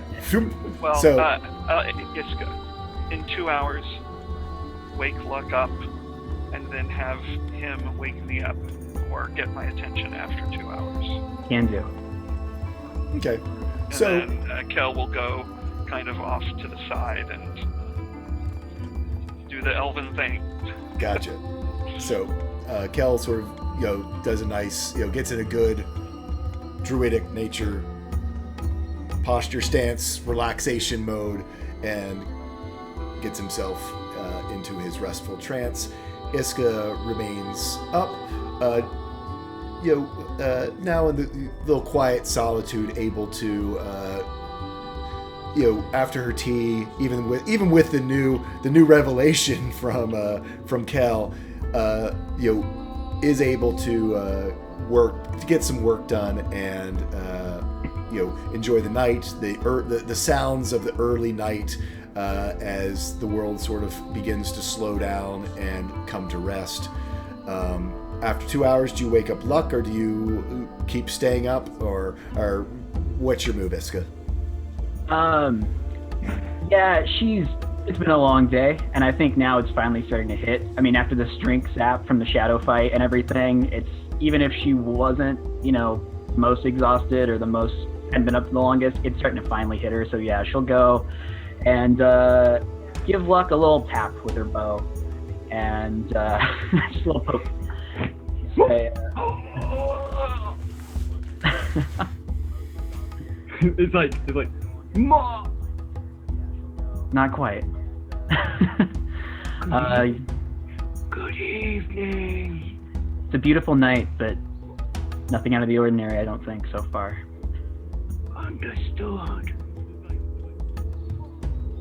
And with that, she will find a nice, soft piece of grass, a little patch of grass to lay on, and just kind of quietly doze off.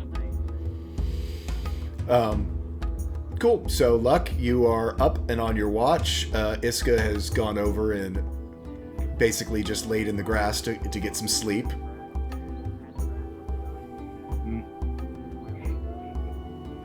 It's the whole like standing on like a stump.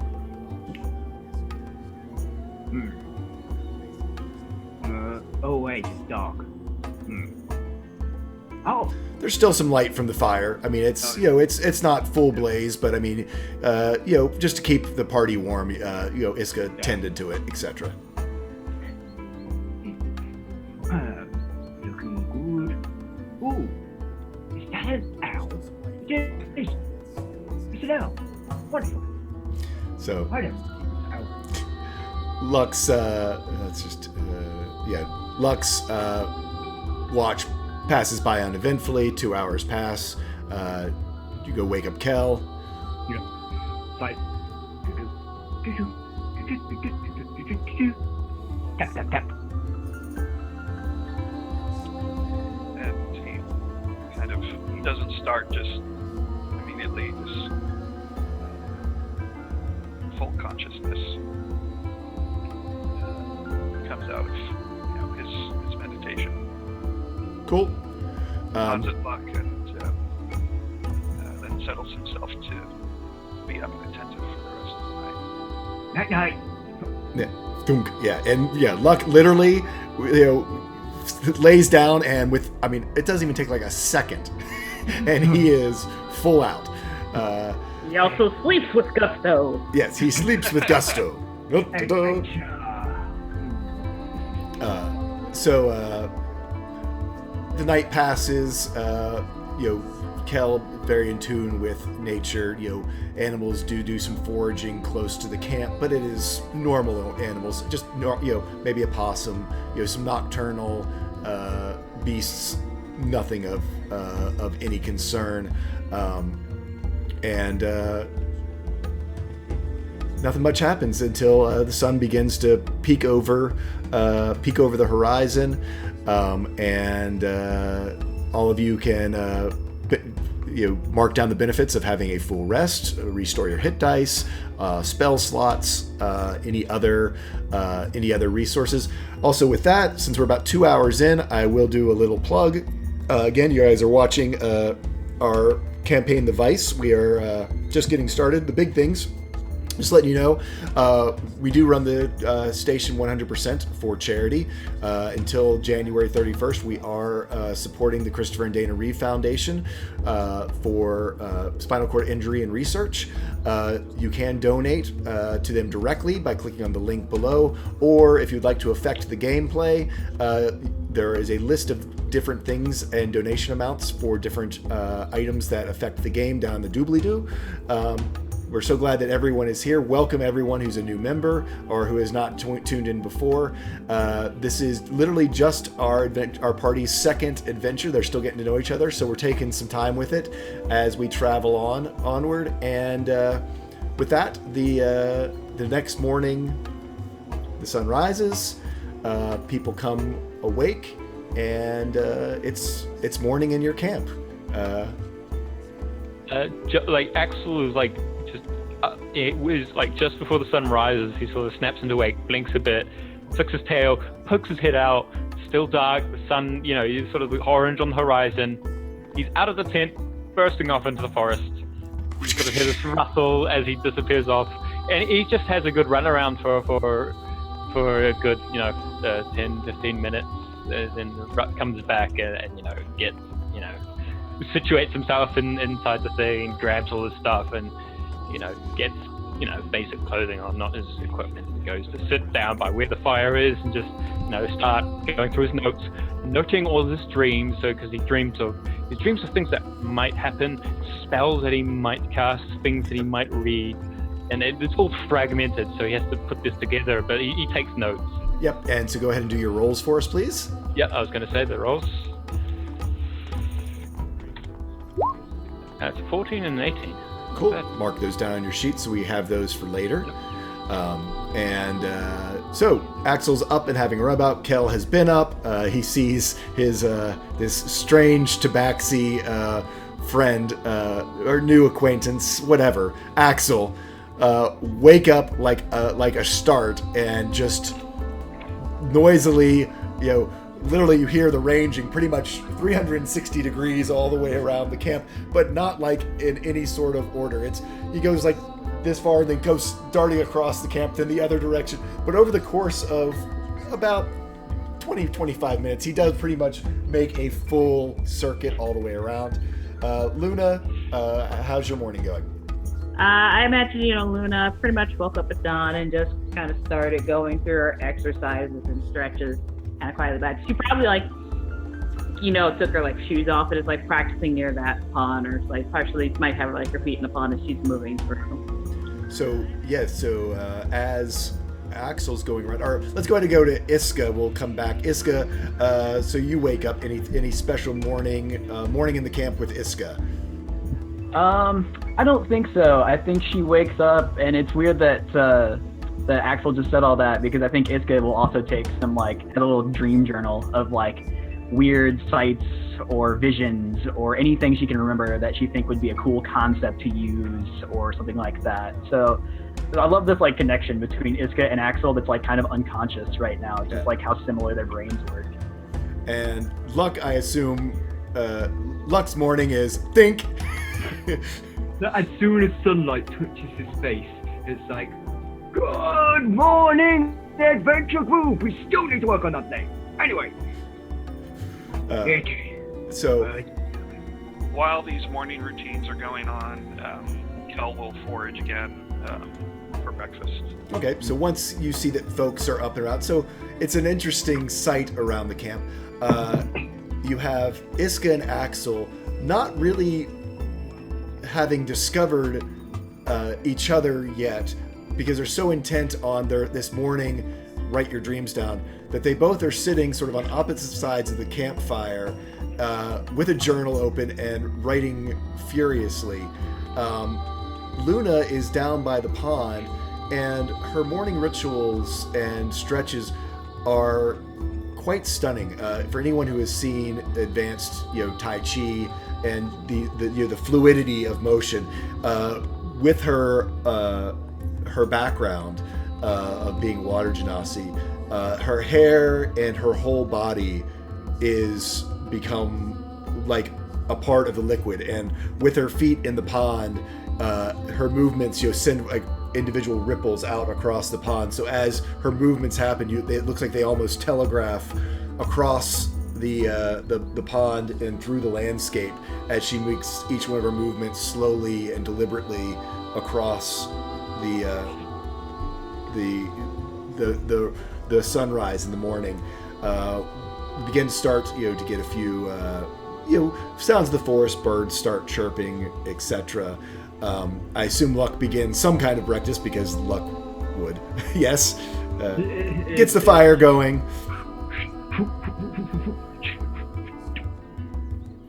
And rapid movement of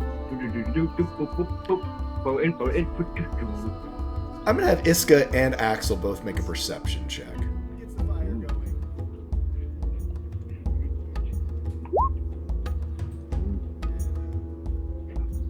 19. And an 18. About the same time, you guys, as you're gathering your thoughts and you're writing, and you sometimes sort of look up and kind of your eyes kind of dart off up to the left or up to the right to sort of remember what your dreams and what you're imagining. Well, this has been going on for about 15 minutes. Suddenly, one of the times when you all get into your contemplations, your eyes lock straight across from each other and almost it's almost like a mirror. You immediately recognize that you guys are doing. Are you? What? To you guys. I think I'll look over, and I think because Iska has started to pick up like how Axel works, I think she'll kind of put two and two together and just realize that he's taking notes on something and like immediately like bolt upright and like rush over and again almost out of breath just be like, are you writing, like, is that a dream? Is that like a dream journal? I do a dream journal. Can I look at your dream journal? Like, and it is like almost like reaching for his like writings at the same time of like tossing hers like his way. Actually, the thing is, it's like sort of Axel sort of notices. He doesn't notice that she's like notice that hey, she's writing something in this book. So as sort of she darts up and comes closer, he goes to stand up. They nearly run into each other. He sort of comes to stop, and she's like, "Yeah, are you alright?" Oh, you got to do a dexterity check from what you both just said. Yeah, okay. I need both of you all to do a dexterity check. That's fine. Yeah. All right, save. Yeah, dexterity save. So Same thing. Yeah. Iska comes darting over, and you, as you stand up, you kind of like bump into sort of, you clock yourself a little bit and sort of bump, you sit back down, but you're so excited, you jump back up like you say, continue. Yeah.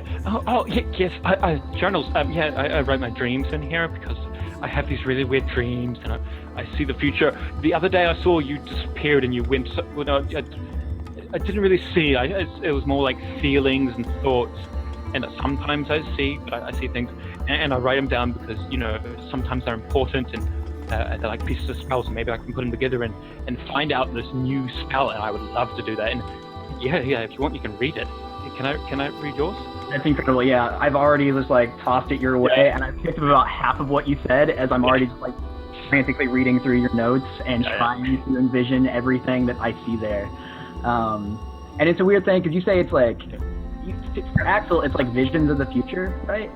Yeah. And it's weird because like Iska just like picks these up as almost like tales or stories because they're like she can tell these aren't true or it's not a history, but instead of like having that concept of these are like possible things, she views them as like fiction, almost like your like take at a story or something like that. Yeah. It's more like a single fragment of a single moment, like one letter in a sentence, as opposed to a word. It's like it's like an impression or a feeling that's like, oh, I've felt this before. It's sort of the deja vu thing. We don't remember precisely, but it's just a feeling. Yeah. So it's lots of little fragments of this, and of course you can string them together to make one whole thing. But yeah. So, Luna, this is happening behind you. Yeah. You're down at the water's edge doing your things. Just because he's, as he leaves the camp, he sort of passes by your position. Kel sort of walks by, and the two of you guys, do you all just pass in the morning, or how do you? I imagine Luna will kind of like nod towards Kel. And Kel will do the same. Just mutual acknowledgement. Yep. It's like I feel like all of our conversations are just going to be like nodding and eye contact. Yeah, pretty much. Although Kel has a slight, half smile on his face as he nods, and continues on into the forest to forage. And Luck, our buddy, how's your morning going? How's your breakfast? It's going wonderful. I just shout that. You know what I think out? I shout it. It's going wonderful. As he just serves up his own. He gets like some bread and just. I love that Luck talks to the DM. He really does have a voice in his head. Yes. Now,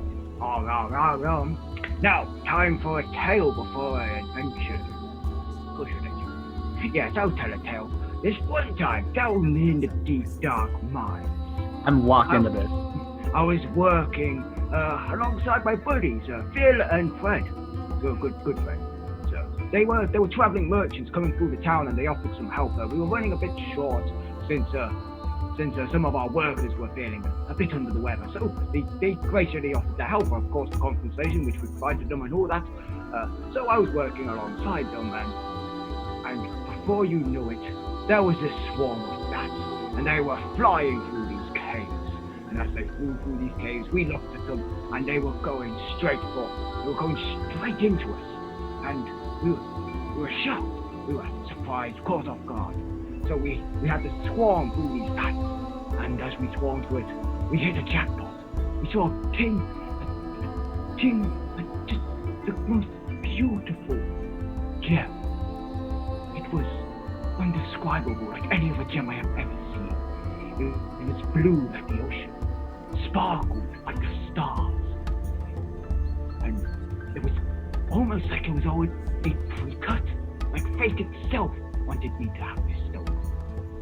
So we sat there for hours, carefully cutting out this gem to make sure this thing perfect.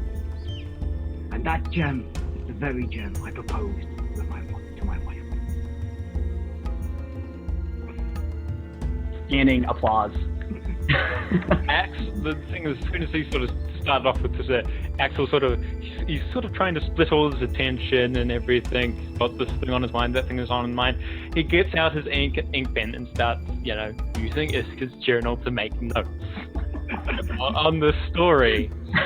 It's his notes, so different style thing and everything. But he's just he finds an open piece of page of their as far as he's gone, and starts sort of writing out what Luck's talking about. That's great. Iska turns the page of Axel's journal and starts doing a sketch of Luck with a gem in his hand and punching a bat in the other. Yeah, he's totally Batman, guys. Just so you know. You got your notes in my journal. You got your journal in my notes.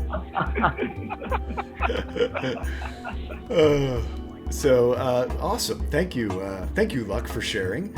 Oh, that's awesome. That's might have great. been up with the audio on that. Noted. Huh? No, No, he did.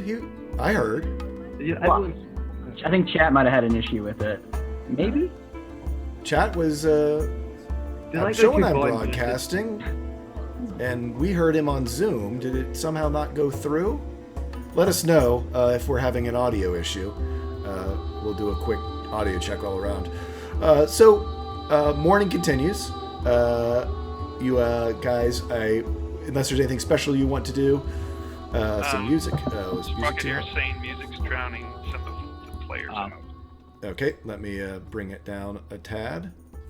Okay. I turned on the stream to listen for a moment, and I think Good Guy was actually quite a bit quieter than the rest of us. But maybe I was just one phrase, so I can't tell. Okay. Oh, I'm Well- always very quiet. Let me see if I Yeah, can you do are. that. Sorry. I don't know. Start yelling. sensitivity, but Yeah, be sure to let us know, guys, so we don't you aren't missing the story because of something that we can fix. Anyway, so unless there's something specific you guys want to take care of before breaking camp, shall we? You guys can pack up and head on out and head. Axel will eventually get his book back and finish off his dream notes because he hadn't quite finished them at the end. So, but yeah. Very good. How's that? Okay. is Is that better, Sprocketeer? Yeah. There you go. I've tried to. I'll get a bit closer to my mic as well, just in case. But Okay. Sprocketeer, is it any better? Can you hear me better? How ironic that Luck is the one having volume issues. I know. I know, right? Yeah, this one's no luck. I mean, it's apparently we're good at the moment. Okay, cool. All right. Big deal. So, Before we break camp, I'm going to go to Iska, walk over to her, and say, you were asking about how it feels to be an animal. I can't make you one myself, but I can at least show you. Oh my god. And as soon as he says that, he turns into a squirrel right in front of her. Holy shit. Axel notices this. He's sort of some distance away, but he notices them straight over. And then going on his right up next to and then just scampers up her clothes and gets on her shoulder. She is like cackling at this point. She's just like over the moon excited about this happening, and like again for a moment is honestly like so happy that like she's not even doing her usual like I gotta write all this down, I have to sketch this. It's just like taking this moment in because it's so damn cool to her to see this happen and feel this happen. Like she's blown away by this. So he's just going to, as a squirrel, just kind of settle himself on her shoulder for the morning and just kind of hang there for a bit. She like turns to the party and is just like, I get Kel. Yeah, Axel's like right next to her. It's like Luna. How deep would you say the pseudopod was? You probably could go. I mean, it's probably only about chest deep. Okay, I imagine like as like that's happening, everybody looks excited. She's just gonna kind of slowly sit like at the chest deep part and just like kind of sit down. Gotcha. Just like observe her before. Oh, Iska is running up to the pond because, like, I think in Iska's mind, she thinks that you didn't notice it, and so you see it. And so no, Luna.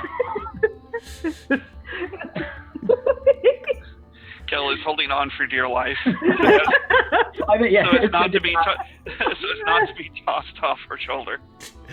So Luck. He might grab onto her ear just for support. I think maybe Luna will just kind of like put a thumbs up.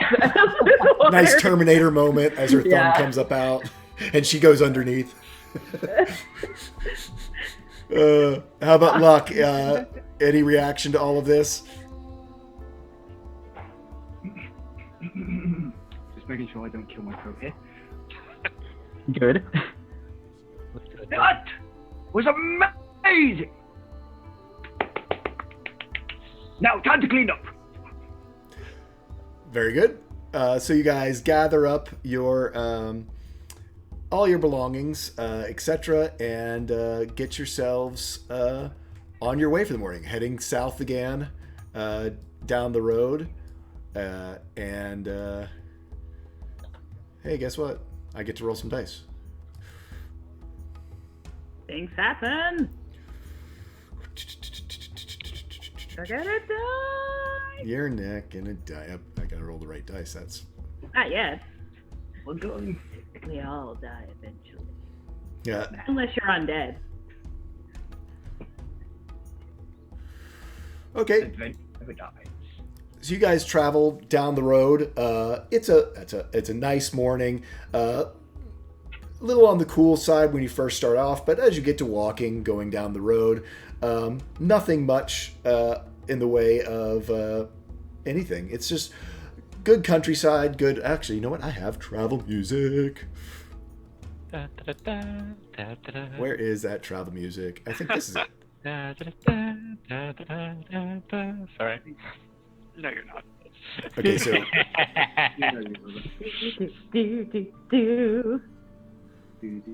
So guys, let me know since it's a new track if for some reason this is how this is music wise out there.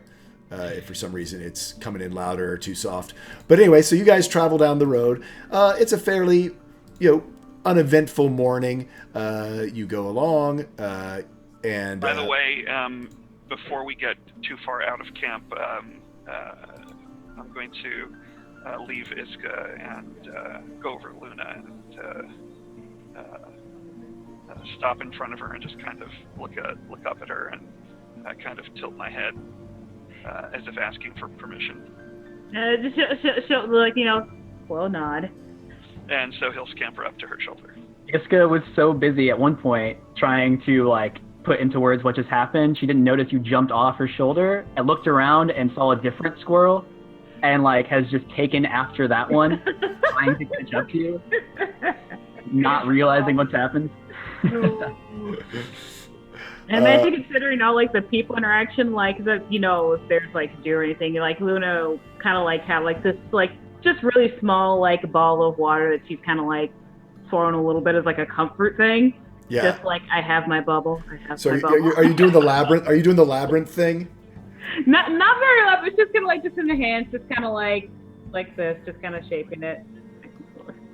Yeah, like I said, it's just kind of like remember your bubble. It's there. Yes. It's yours. You're okay. And I'm going to try, as a squirrel, stay as still as possible on her shoulder. Yeah, Gotcha. that's part of the reason why I sent her 11. You know, she knows who's there for this whole thing. Cool. Iska does eventually realize that she's got the wrong squirrel, makes it back. I assume Axel is doing his normal back and forth along the way. Yeah, he'll sort of chase after Iska, sort of delay a bit, so he's sort of and wander around, basically between Iska and the rest of the group, and wander around there. And then when she gets back, he'll go on his adventure. Gotcha. Yeah. Cool. So you come to midday. Do y'all just sort of eat while you keep walking? Anything changes, or just keep on traveling? I imagine Luna's probably just finishing that piece of bread that she started on last night before she got the stew. Like, that's Gotcha. Everyone else just heading on the way. Yeah. You know what? We're gonna bring out the wooden toy swords and just swing it around.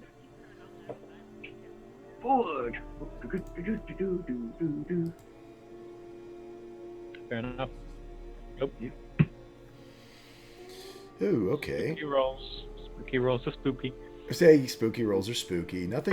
There's nothing to worry about.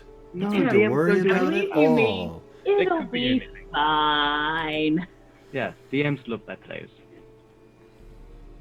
Absolutely. So about 2 in the afternoon, we'll say Luck, because he's up ahead, crests a hill, and heading towards you guys is a small caravan.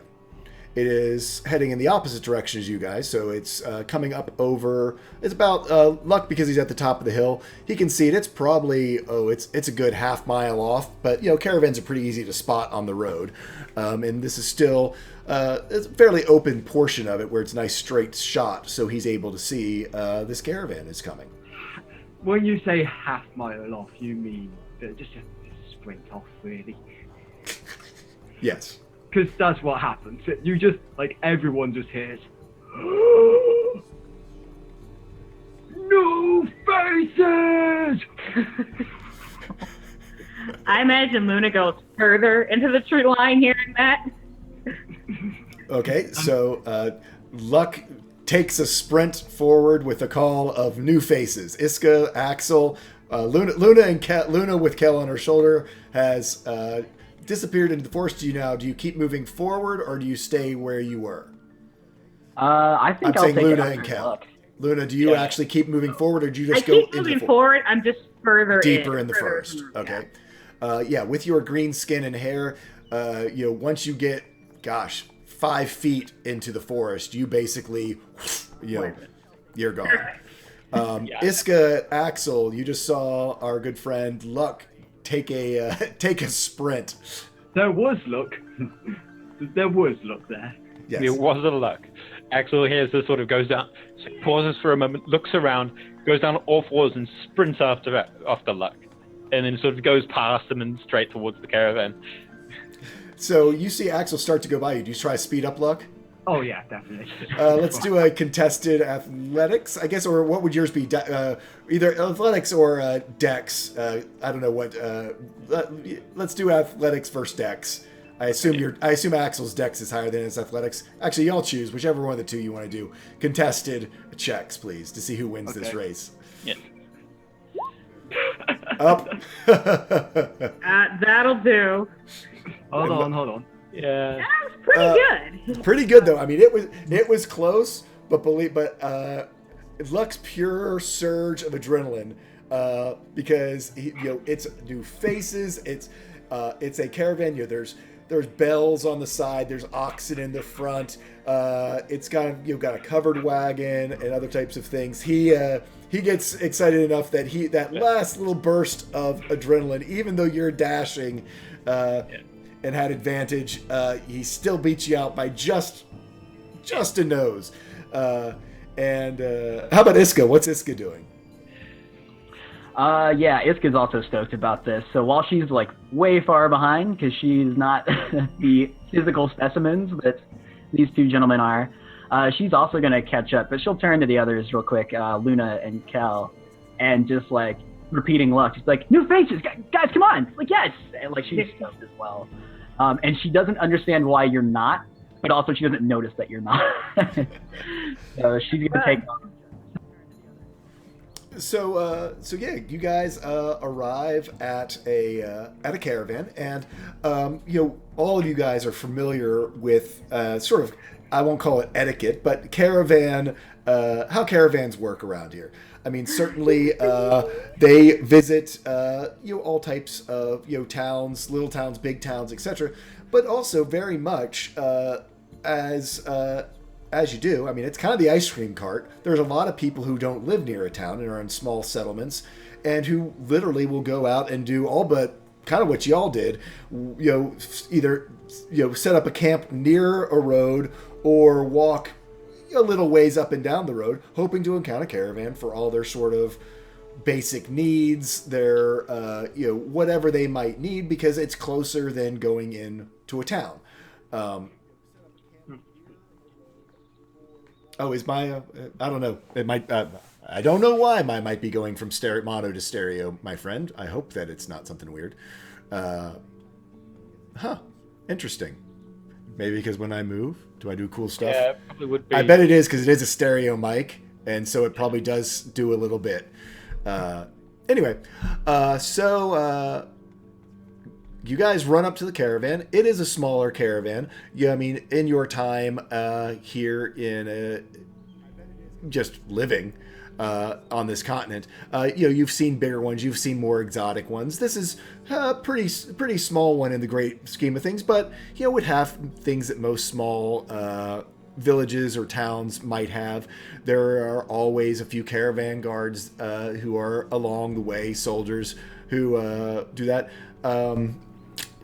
Guarding it, but there's also merchants. There's people who are just traveling in caravan because it's the safest way to get from point A to point B.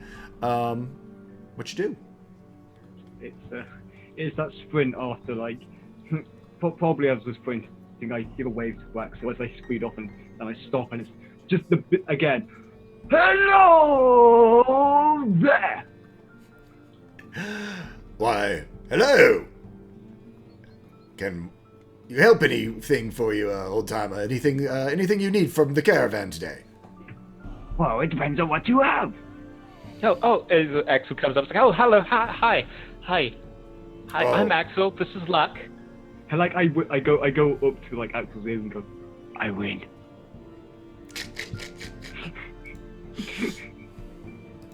So there's this moment of confusion, and then he sort of realizes this broad grin comes onto his face. No idea what you just signed up for. Okay. So he reaches out his hand.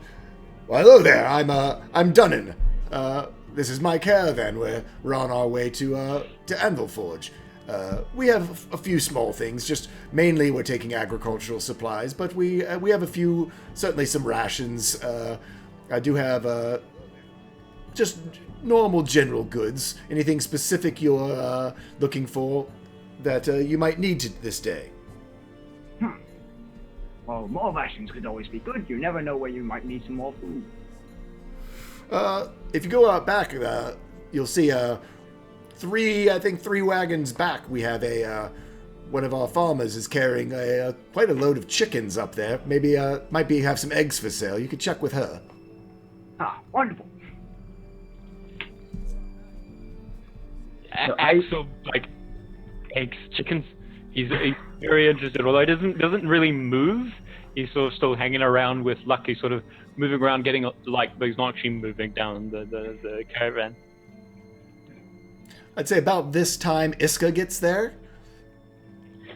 Yeah, Iska will look around, and actually I used up basically all the tea I had last night, and so she'll just ask, are you selling any tea? Any kind, really. I'll take anything. Oh yes, this dry goods. Just second wagon back. You can check. You can check with Kana. He comes from all the way down at Highmount. Usually they have a nice selection of different dried leaves. Not sure if we'll have what you're looking for, but there's You can give him an ask. Before I go, is there anyone in your caravan who can tell a tale, sing a song, anything like that? Why no? We haven't had a bard amongst us in all the way since Highmount. Iska gets a little thought in her brain then, and she wants to, at some point, it doesn't necessarily have to be right now, we can definitely let other characters do stuff, but she wants to give that song she wrote last night a test run here, about these heroes infiltrating a cave, fighting shadows, and overcoming their burdens together. Okay. Cool. And soup. So Axel is still hanging out around Dunnan. So Luck, do you head down to Trigga? Yeah, like, as he goes past him, he does do, like, the old, like, what's in here? Ooh. Ooh. Oh, hello there. Yes, how are you? I'm fantastic, I believe is the word. Anything I can do for you today? Yes, I would like, I heard you have some eggs. Oh, yes, the hens have just been going crazy lately. Wonderful. I haven't eaten an egg in at least 5 days. Very well, then. I can see how they did over the course of the evening. I probably could get a dozen for you. Wonderful. That'll be a silver piece for the whole dozen. Is that okay? Will that do? Yes, that's perfect. He's just... And so she pulls out. It's a small little box that she has that has hay around it, and carefully placed in it are a dozen eggs. Hands them to you. Anything else? You wouldn't by any chance have some base for soup, would you? Oh, well, I do have. I think I might have just the thing. And she walks over, and she does have basically where it looks like a cabinet. She opens it up. It's obviously a salt cabinet where salted meats are, and you're at first you're a little bit taken back because salted meats are. I mean, that's on the expensive side. These are fairly big haunches of it, and down at the bottom of it, she does have a nice big ham bone, and she goes. I do have this ham bone here that I could be willing to sell you. Well, how much? Oh, for the ham bone? It's my last one. 5 silver? 5 silver's plenty fine. I've always been a man willing to help businesses. And so she wraps it in a bit of parchment. Actually, no, parchment's expensive down here. I think she just hands it to you. She goes and hands you the thing,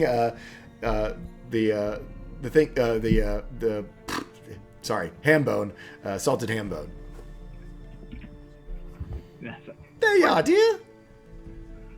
As I probably pull out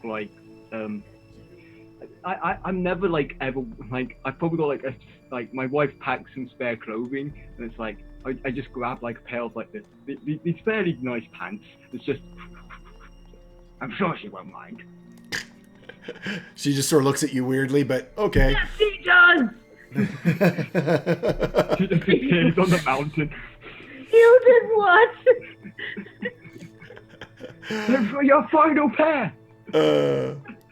So, anything else you have? Any other business you have with our Farmer Trigga? No, I'm good. It's probably just going to be talking of this fall, where have you been? Where are you going to? Oh dear, we're up from Highmount. It's been such a journey, you wouldn't believe it. And so she just natters on. I mean, and the two of you are just about. Oh, yes, Highmount. I've heard. I've heard stories of Highmount. Yes.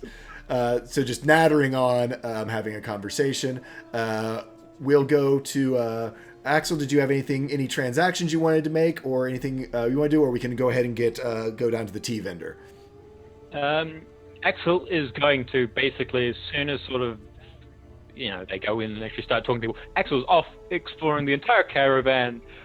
He's looking in particular for just anything that catches his eye. Typically, trinkets, things that are slightly different. He'll go over, maybe if they look like for sale, he'll go up and pick them up and look at them, not really asking permission. He'll just say, "Oh, what's this?" and maybe put it back down, or keep your attention on it and moving on. And do me an investigation check, but we're gonna do it with disadvantage just because since they're in travel mode, so people don't necessarily have everything out. We'll come back to you on that. So Iska, you head back to the dried goods merchant. His name is Connor, and I wish I could do a Scottish accent because I just see him as this Scottish guy. Try But I don't have a good Scottish accent. I've got this weird sort of whatever it is. That's it's Connor, and he Hey, we're American. If it's not American, we don't know how to do the accent. I know we don't. It's terrible. I know you- you've got to do the little bit of a lift at the end. You always have a little. I tried to get an app to learn how to do a Scottish accent, but I couldn't do it. So anyway, Connor, he is he has the big thing that he has is tobacco. He's got all different types of tobaccos and stuff, but because that's another dried leaf, he does have a assortment of teas. Great. It's Hello, fine bard. And that now I have a totally different accent on because I lost my Scottish accent. Hello, bard. Hello there. You have. It's beautiful in a way. Yes. Just do Sean Connery. Yeah. Iska is just going to ask about the kind of teas, preferably the chamomile. I think that's the thing that is the most soothing to her whenever she's overloaded her own brain with thoughts. But any kind of chai, anything like that would be fantastic. So, since they actually, this is going to work out. Because they are from Highmount, which is actually where you're from. From things, so he does in fact, Connor does in fact have a very nice crate of chamomile. It's actually, it's some high end stuff. It's fancier than actually than what you had or what you're used to drinking. In fact, he has them in these specially made tins. He is a fairly, I wouldn't say exotic merchant, but certainly for some of the nicer wares, agricultural wares that come out of Highmount, he has a fairly good thing, enough so that he's had special containers made from a blacksmith, some tins to keep the tea fresh. Nice. And it tells you, well, yes, I've got exactly what you're looking for. And he brings out a tin. It's about the size of probably a good wheel of cheese, and pulls off the top. And as he does, just glorious whiff of the tea that you drink, this Highmount chamomile, just a little bit of salt. You kind of grabs you by the ears, grabs you by the nostrils, fingers right up your nose and shakes you a bit. Iska at this point is willing to pay anything for this tea. Yeah. Ben Jordan is screaming somewhere right now. Yes, Ben Jordan, your other character who haggles for everything, is screaming. So he takes out, he has that, and I wish I had a spoon here or something. Takes out basically a what looks about the size of a cup, on a stick, like a measuring cup type idea. And he says, "This is some of the very finest. I got to tell you, it's not cheap though. It's a gold piece per measure. Ooh. But it is. I will tell you this: it only takes but a small pinch, and you can make a whole pot that you can drink off twice." Wow, that's intense. The smell alone was worth the gold piece. I'll take 3. Okay. So he kind of looks at you, but then he sees that you're dressed as a bard and knows that bards do make, depending on how good they are, could potentially have some coin because he might not have dished it out even if not. And do you have something to put it in? She looks around. I honestly don't think she does.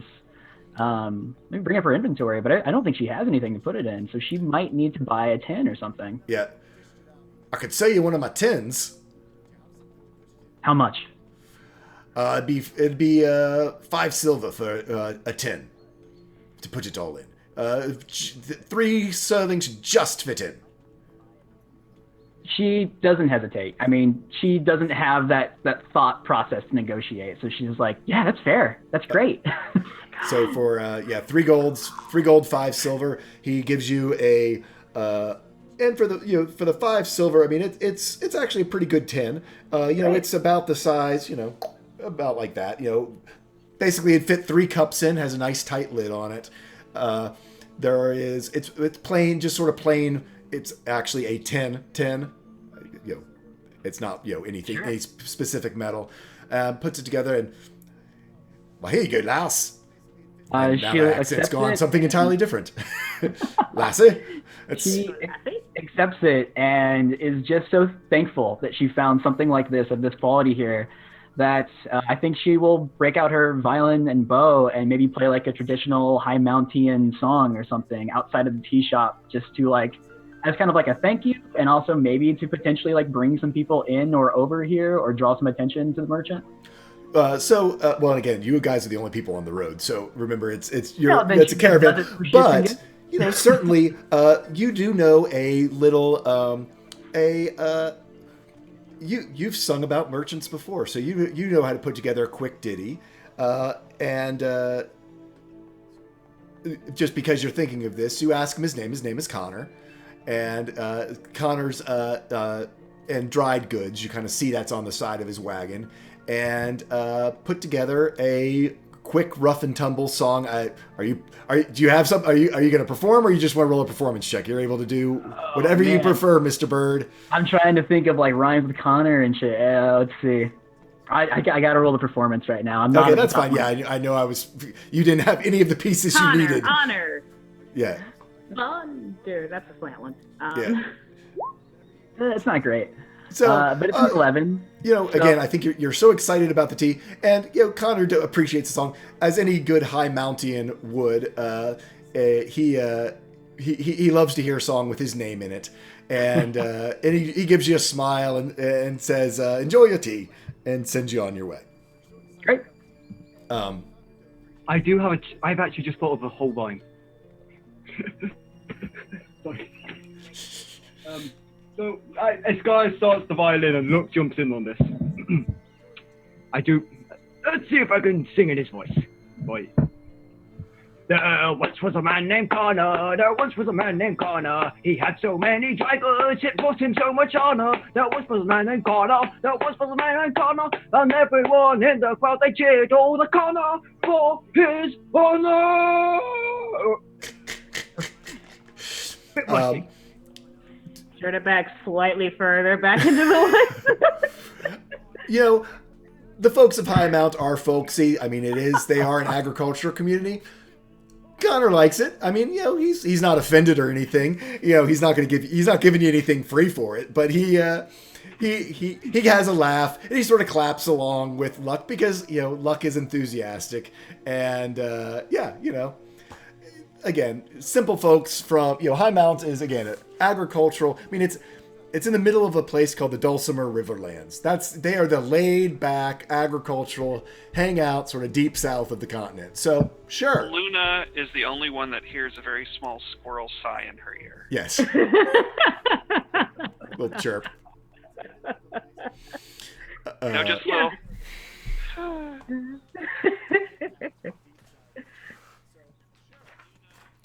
So, he's just watching this all from afar. Do me a favor, my friend Axel. Roll me a D12. Right. Don't mess it up. I rolled a 200 on a D12. It was a 2. So as you wander around and go and think, you do come across one of the wagons that has hanging off the side of it truly just sort of a piece of like a leather thong, a nicely a piece of banded agate, the stone that someone has taken this stone, polished it up, drilled a hole through it and put it on a string, and sort of hanging as a trinket, as most of these are. I don't want to say they're gypsies, but these are sort of vendor type carts that are going along. Things are very much packed up because you don't want to have abandoned. But this one seems to be something that either on purpose or on accident, that when they packed up from their last stop, didn't get put all the way back into a drawer or a box or a crate or whatever, and still is hanging off. And that's the thing, sort of almost I will say not the underside, but sort of down low, back by the wheel on this one caravan wagon. So if he spots it, because he's sort of going to go rush over, because he takes a look at it, he snatches it up, and it's like, this is perfect. And so he's looking at it, and then he pauses, glances around, and then rushes to try and basically find the owner of the wagon.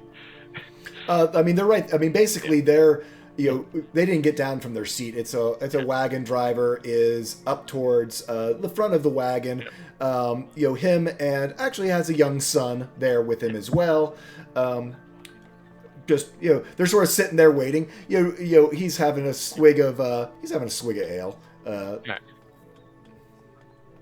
Okay, so Axel goes up. They're on this wagon. He sort of actually leans up. He sort of puts his hands on the I'm presuming they're sitting on something, and puts his hands on that. Leans up. It's like, can I have this, please? This is really cool. I like it. Can I have it? Oh, well, look at there. I thought that had been lost. Where was it, young son? Young one. Young. I don't go. Yeah, he'll just say young one. Young enough. I'm 22. No. 20. Grom said I'm 24. I think. But I found it by the wheel. It was just hanging off. It must have fallen. Well, I do sell those. I sell those and many other like it. I can break out the other wares if you'd like. Please, can please. I really like these. And he sort of holds up, because he's got something very similar already hanging on his shoulders. I've already got one. I would like some more. These are great. I can pay. I have money. So he goes and pulls out a. We'll say it's almost like a jewelry box, but think of a rough and tumble one. It's just a pine wood box, but when he opens it up, it has a whole assortment of different stones that are again just very simple polished stones that have a leather thong through it, and there on the string. You see all different types of them, but they are in this big. They're all I'd say there's probably 25, 30 of them in here. So they just kind of are in a jumble of different colors and stones and thongs and that type of thing. Okay, well, Axel's he's into it. He sort of goes through and basically pulls them out and basically just looks through them. So there are a range of different colored polished stones. So there like a range of colors as well and such. Yeah. There's. If you'd like to, we can roll some dice to see which ones you find. You can roll me. We'll say, so we don't sit here and roll 25. We'll say that the three that interest you the most, or you can. Well, do me 3 rolls, and I'll tell you what they are. Well, he was going to look for a green one and a blue one, and possibly a black one. Okay, so yeah, he's able to find, looking on the chart, he's able to certainly find a green, a blue, and a black one. Okay, so he's sort of got the 4 there because he's still got the yellow one. It's like, your original one, the original one you found was blue. There is another green one, there's a black one, and then there's sort of a white one. So the Bandit of Gate was a blue Bandit of Gate. Okay. Oh yeah. Okay. Yeah. Okay. So he has the 3 of them: blue, black, green. How much are these? Can I buy these, please? I really like them. I like this one with the blue because I've got blue, blue eyes, and I've got the blue feather, which he has, of course, the blue feather sort of hanging from his ear. He has got the piercing. Yeah. Well, I'll tell you, since I thought the blue one was lost. Yeah. I'll let you have 5 gold for that one. The other 2 would be 10 gold apiece. Is that a lot? I think that's a lot. Right? these are gemstones, and we had to make fabricate them and make them ourselves. Oh, yeah, okay. He looks like so hurt. It's like, I'll take them all. And he goes in and fishes out. As he counts them out. He has to count twice because he gets it wrong the first time in his excitement. He drops a gold coin. He picks it back up. Yeah. I'm talking to you as a player. You remember value of gold in this world? Yes. That's a lot. Yeah. Okay. Just making sure. Yeah, I'm very much aware because but he's not really quite used to buying things. That's a lot of gold. It's just a lot of gold, but this is Yeah, 1 gold is like Yeah, gold is like $10. Yeah, that's 250. I am aware. Yes. Yes. I mean, how does the guy respond because he's going for it? Oh, he's more than happy to sell them off to you. Like I said, he's got this whole little case full of them. Like I said, there's about 25 in there. It's getting ripped off, but if the guy is looking happy for his purchase, he's even more eager to buy it. So, he's going ahead. Okay, so please, take off 25 gold, Yeah. and you have your original blue, the blue banded agate. You have an obsidian on a string, and then the green one is malachite. Okay. On a string. Oh yes, thank you, and he sort of ties his. Thank He you. was reminded by Grom to keep his money safe, so we make sure he ties his pouch back nice and firmly to his belt, and then rushes off back to the rest of the Miska and Luck. Okay. Look what I bought. It's really pretty, and I think I like this one, and he's got the blue one, and I like this one, and I think I like this one, but I think it needs to go. I need to do something special with this one, which is the black one. But Yeah, make sure you keep them safe. They look expensive. Oh, I'm not giving them to. Oh, no, I might give them to somebody, but yes, I'll keep them safe. I keep my things safe. Yes. Yes, they're very important. Stones are like that. They're very important and expensive. Yes, I found this one, but this is not very. This is not very expensive. But I like this one, and more of them would be nice. So yeah, I'm keeping that. Thank you. So, Luna, you at this point, because you were sort of off in the forest, do you remain in the forest, or do you come forward to look for anything of the caravan? Nope. Okay. Stays in the forest. That's cool. Not doing. Dealing with them is enough. More new people? Oh no. yeah, I mean, and there's kids who are running around. There's goats that walk along with. I mean, think standard sort of people on the move going from town to town.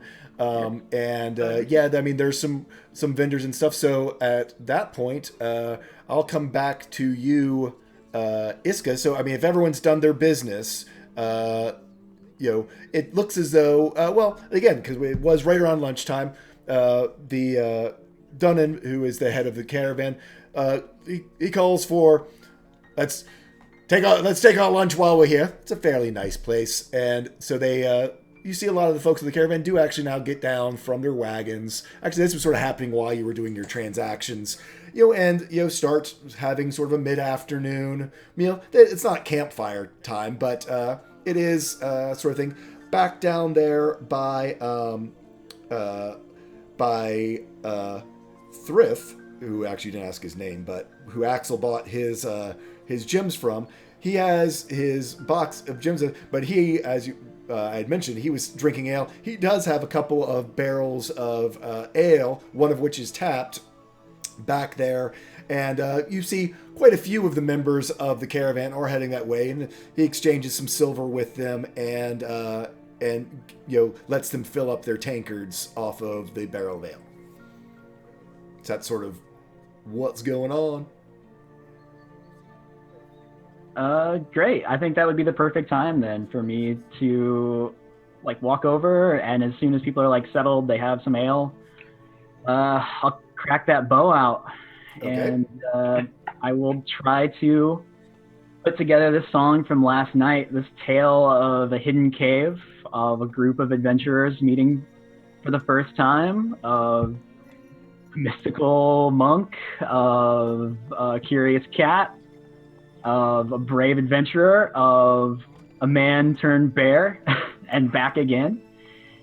Yeah, I think Iska will actually leave herself out of that story because she views herself as the storyteller as opposed to the story itself. Okay. And then just their overcoming of these monsters in the cave itself and acceptance of some of their faults. And I'll just roll this performance and see what happens. An 18. Yeah. 18 and a 19. I actually was going to give you advantage, so Nice. either way, it's close enough that the results are the same.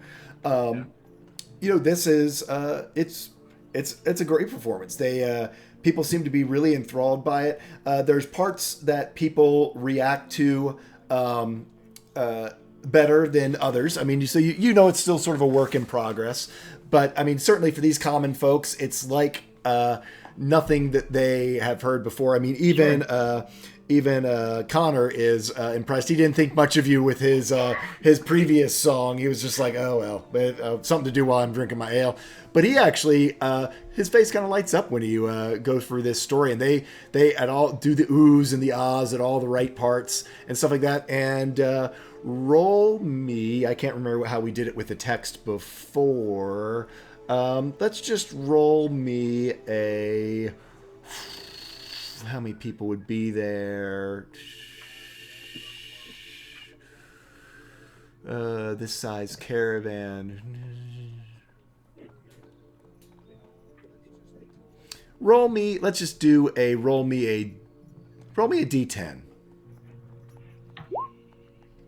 Nine. They actually really enjoyed it. You end up getting about, even without you putting out a hat or anything, they sort of go around. They've been around bards before. They actually take up a collection and hand you 9 silver. Wow, that's like so much more than I anticipated from that. And Iska's heart is full of this, and she is just at an all-time high right now, seeing people react positively to this thrown together tale. She'll take the silver gladly. Yep. So with that, they do you guys, again, if you all want to, did anyone grab an ale or anything along those lines? If any money to spend, again, there's people. You have back there in the back, Triga was carving little pieces off one of the dried pieces of meat and sort of handing them out again. You see money changing hands because the vendors, just because you're in a caravan like this, doesn't necessarily mean that you get a free ride. I mean, people are sort of purchasing from each other as they go along the way. Do you guys partake of any of either ale or meats, or there's another actually probably back there, probably Triga again had some dried breads, dried sort of a hearty dried dark loaf that she was cutting some chunks off. People are kind of making even little sandwiches and stuff. I actually think I want to return. She actually, Triga brings you a sandwich. Me? From your performance. Great. So, I thank him, and I want to head back to where Luna and Kel are with the sandwich and the silver, and I want to approach them, say guys, the caravan's fantastic. By the way, I sang my song, and you guys were the reason for that. You guys were part of that, and here. And I want to hand them the silver and the sandwich. I just hold it out for either one of them to take. Well, Kel's still a squirrel, so yeah. That's a lot of food for.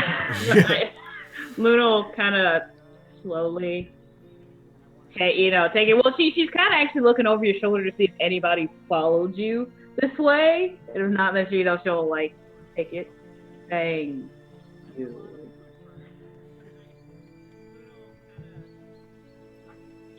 Okay. She makes no attempt to go towards the caravan, though. So. And with that, Iska would turn back and rejoin Luck and Axel and see what they're up to. Yep, and again, just bardic hospitality, Thrith probably hands you some ale from, it's not a full giant one, but basically call it like a small sampler of his ale, and kind of says, I forget what his accent was, but whatever. He says, basically, try some of my. Be sure to try some of mine, and if you on your travels, if you like it, spread the word about Thrith's ale. I've been trying to from High Mount to Stone Anvil. I'm one of the best brewers there is. He's really trying to somehow get himself mentioned. He's angling for some free advertising. Mm-hmm. And so he sort of forces it into your hand whether you're wanting it or not. And Great. She'll take a small sip of it just to get the flavor in her mouth and thank Thrith, and then turn and try to find Luck and like pass the ale off to him and just kind of mention that like it's too early, there's still too much to see, I can't dull the senses quite yet. Luke's probably already got like so ale is 5 silver. Right? Oh no! Ale was only again. If you went around to ask, sandwiches were 5 copper and ale was 5 copper. So I mean, it's caravan pricing. Caravan pricing. So it's hold on. Well, and especially since you bought something from Triga. So only 5 silver for that. And since again, he saw that you all were all together. So yeah, it's about it'd be 10 copper, so a silver basically for you to get a sandwich and an ale. Yeah, awesome. So so I've probably got one like as like you pass it to me, I just top up my own one. And it's like, anyway, time for another story. Oh, that's right. Yeah, you're nattering on and flirting with Triga. So yeah. So what's funny about like Iska coming and offering Luna the sandwich? Luna was actually getting to the point where it's just like some of that food looks kind of good. Maybe it'd be worth it to go for social interaction. It's just like, never mind. She doesn't have to. Social interaction averted. Nice. Just saying that. Awesome. So there you go. Anything else anyone wants to do with the caravan or? Cool. So on that note, I need to get like a little bit more up music for this. It's kind of our music got a little bit kind of maudlin on us. Oh, I need better travel music. Where is my travel music? I had something good. By the end of the whole encounter, I was drenched in water. The cows had escaped, and I was chasing them down for the entire night. Luna's ear twitches a little bit at water, but she does not come any closer.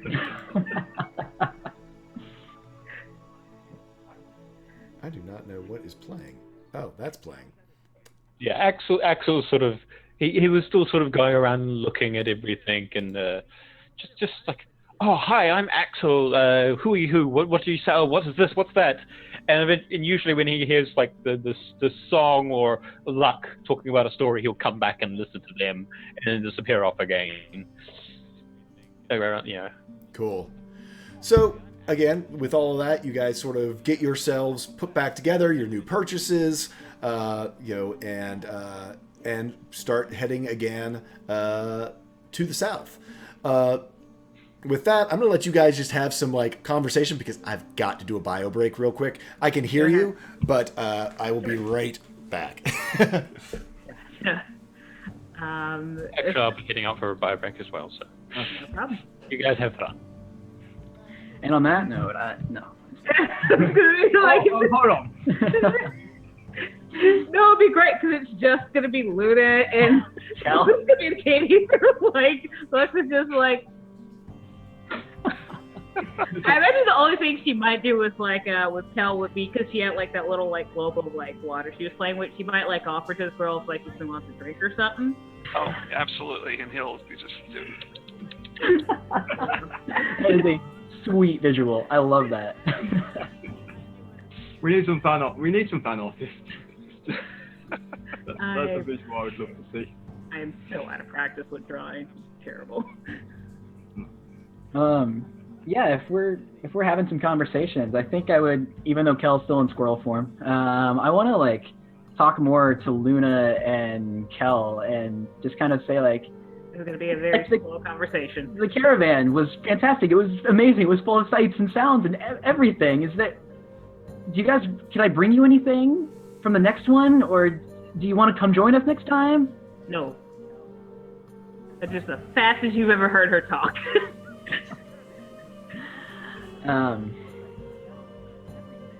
But certainly there's something you need or something I can get you that can help out, or you must have wants or desires or feelings or thoughts or emotions. I thank you for the sandwich.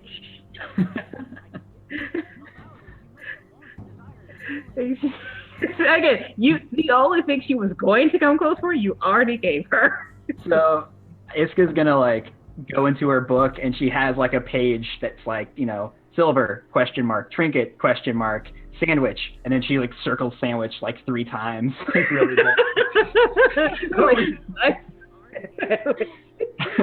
Slowly piece together. I will figure her out. Kel just says, and flicks his tail. Your song was nice. Yeah, I'm pretty okay with it so far. I think it could improve a little bit. Again, it wouldn't have been possible without you two, without you, Luck. I mean, Luck, you're the one who got me into this whole situation to begin with. I'm eternally thankful for that. Oh, is Luck nearby? She's probably going to piggyback. You know what that song was missing? It was missing a very important ingredient. It was missing you. But I'm the storyteller. It's hard to tell the story as it is with myself in that place, without sensationalizing things, without putting too much of my own thoughts and spins on that. I don't mind doing that for you brave adventurers. I can say Luck was brave, that Kel was ferocious, that Luna was full of fight, but what do I say about myself without coming off as too much? You are an energetic, young, adventurous girl. You are the embodiment of a solid steel determination to create your masterpiece. Listen, I'll leave my mark on this world, just not yet. Not yet. Your time will come, and I will be there to guide you. I hope that very much. So on that, we continue and pretty much uneventfully for the rest of the day. Axel is, probably still very excited about his trinkets. He's moved on. I mean, he was very excited. He's still excited, but of course, distraction comes up. As long as he makes sure that it's secure, because basically they're all tied on the same way that the first one is in sort of like a row. So some mundane crystals in the malachite, obsidian, agate, and yeah. But once they're secure, he's off to explore again. Very good. So literally, that was sort of our encounter for the afternoon. Nothing of interest for the rest of the day. It's beautiful countryside. Y'all keep moving southward. Air gets a little bit warmer, but for the most part, it's pretty much the more of the same.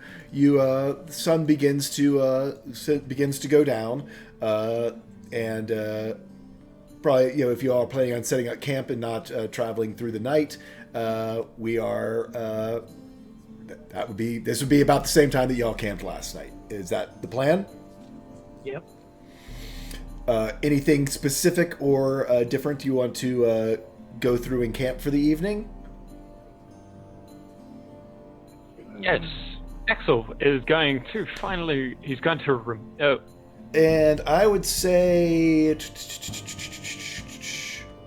not quite yet, but pretty soon, Cal. Yeah. Oh, yeah, he's still squirrel, isn't he? Yeah, Okay. well, he, as we're making camp, Kel will scamper over to Iska. No, I'm not just going to suddenly have a wood elf on my shoulder. Oh! Yeah, no. And just kind of look up at her, go, and then flick the tail, and then drop the form and turn back into.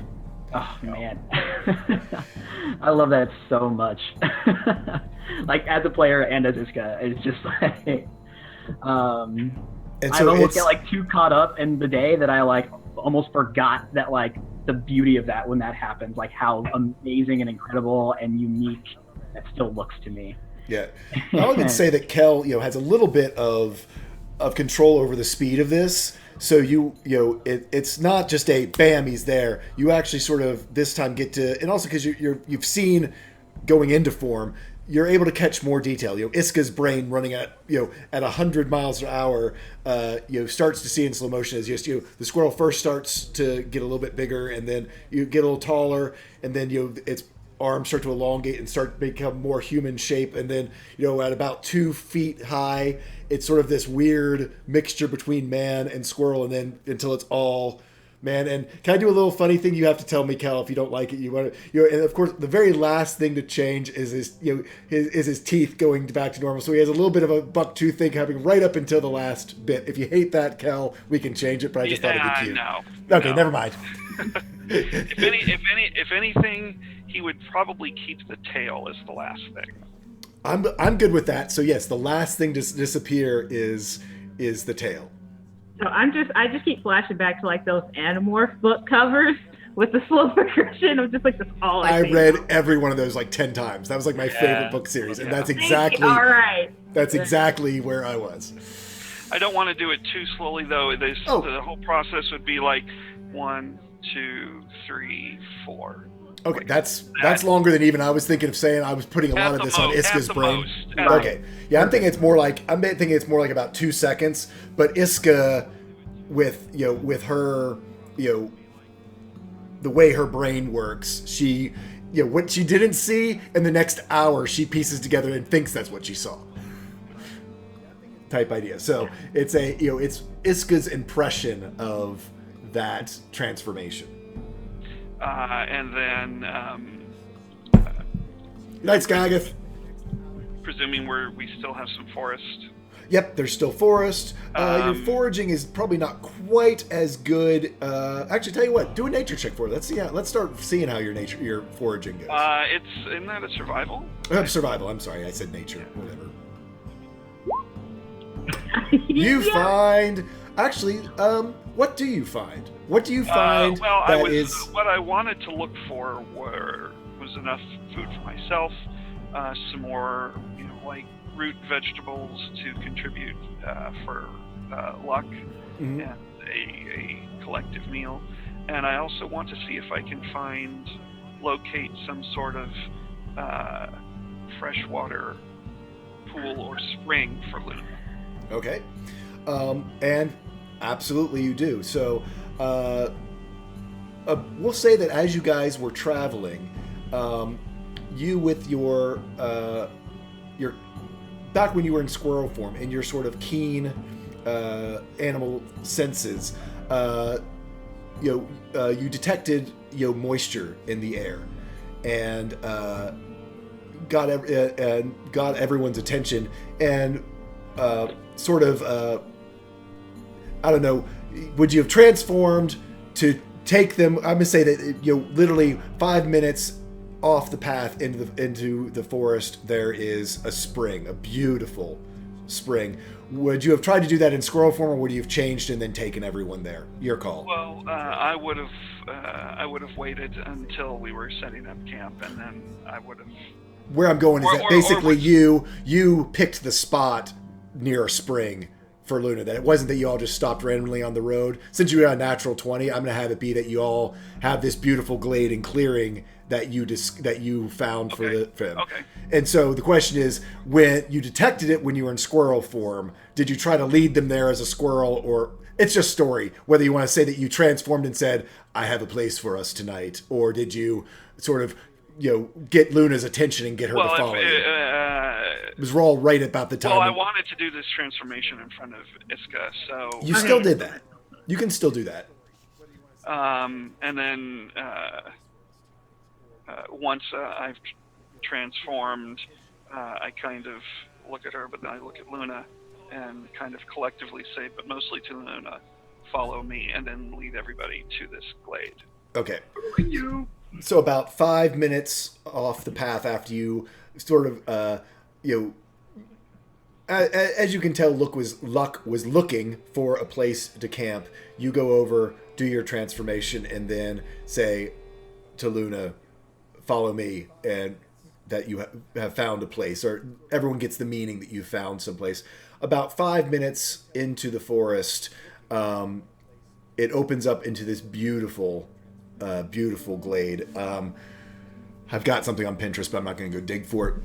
We'll do theater of the mind. It is the trees, the pine trees, sort of give way and open up, and there is a little, it's a rocky sort of, not a cliff, but a little outcropping, a rocky outcropping that has this deep blue basin of spring water underneath of it. It's probably about, I'd say about 50 feet across. It's not a huge spring, but it is deep and clear. There is a willow tree that is growing beside it that is sort of leaned over so that the willows drip down and are just barely brushing against the water. There's these nice sort of water lilies that are there.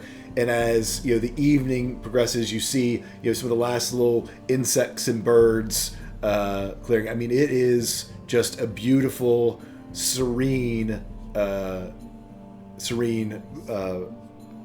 glade with this natural spring that has drawn a more water-loving plants than you've been seeing with the pine trees and other things around you, pines and oaks and stuff. This is much more of a area of willows and water lilies, and again with a granite sort of outcropping to the far side that is what's trapping in the water of this spring into a deep, clear blue basin. That's what you see when you all walk out following Kel through the forest. His tribal tattoos as the sun is setting. You realize now what incredible camouflage they give to him as he walks through the different dappled lights in the forest. Just as Luna blends in with her green skin and green flowing hair, Kel with these tattoos and the way that they're formed, almost like a tiger does or a natural predator does, the dappled light that filters through the trees against these tattoos. If you're not watching him, he would all but disappear into the forest itself. It opens up, and here is this glade in front of you. And you said there was like kind of a deep basin there? A deep basin that is filled with water. The spring is. I mean, it's immediately from the deep color of the blue. I mean, it's this deep sapphire blue, almost as blue as the gemstone that you heard about that is now on Luck's wife's finger. See how I did that there? I see what you did, Dar. So, I imagine pretty much as soon as Luna sees, like, she's got a big smile for her. So I mean, she sets her stuff on the bank and kind of goes down to probably actually her under things and just straight in. Good to see she's happy. Maybe. I don't know. I can never tell, really. I don't know. Once I see that everybody's getting situated, then I will go to do the rest of the foraging. Right, and so yes. That I was going to do. Okay, cool. So you go off. You find, as you said, some roots, tubers, that sort of stuff. You do find a stalk type vegetable. Think celery, but not celery because I don't think that would grow here. But something along those lines, the equivalent of a celery-esque type thing. So really find some very nice savory things. We're still working off your natural 20 there. I will even say you also found here, because it's close to water, a beautiful blackberry bush that has the biggest, plumpest, ripest blackberries you've seen. It's just back around the corner from the rocky outcropping. I would say you foraged for it, but the reality is anyone who would have walked over that way probably would have bumped into it pretty quickly. But you do discover that and sort of point it out to anyone who might be interested.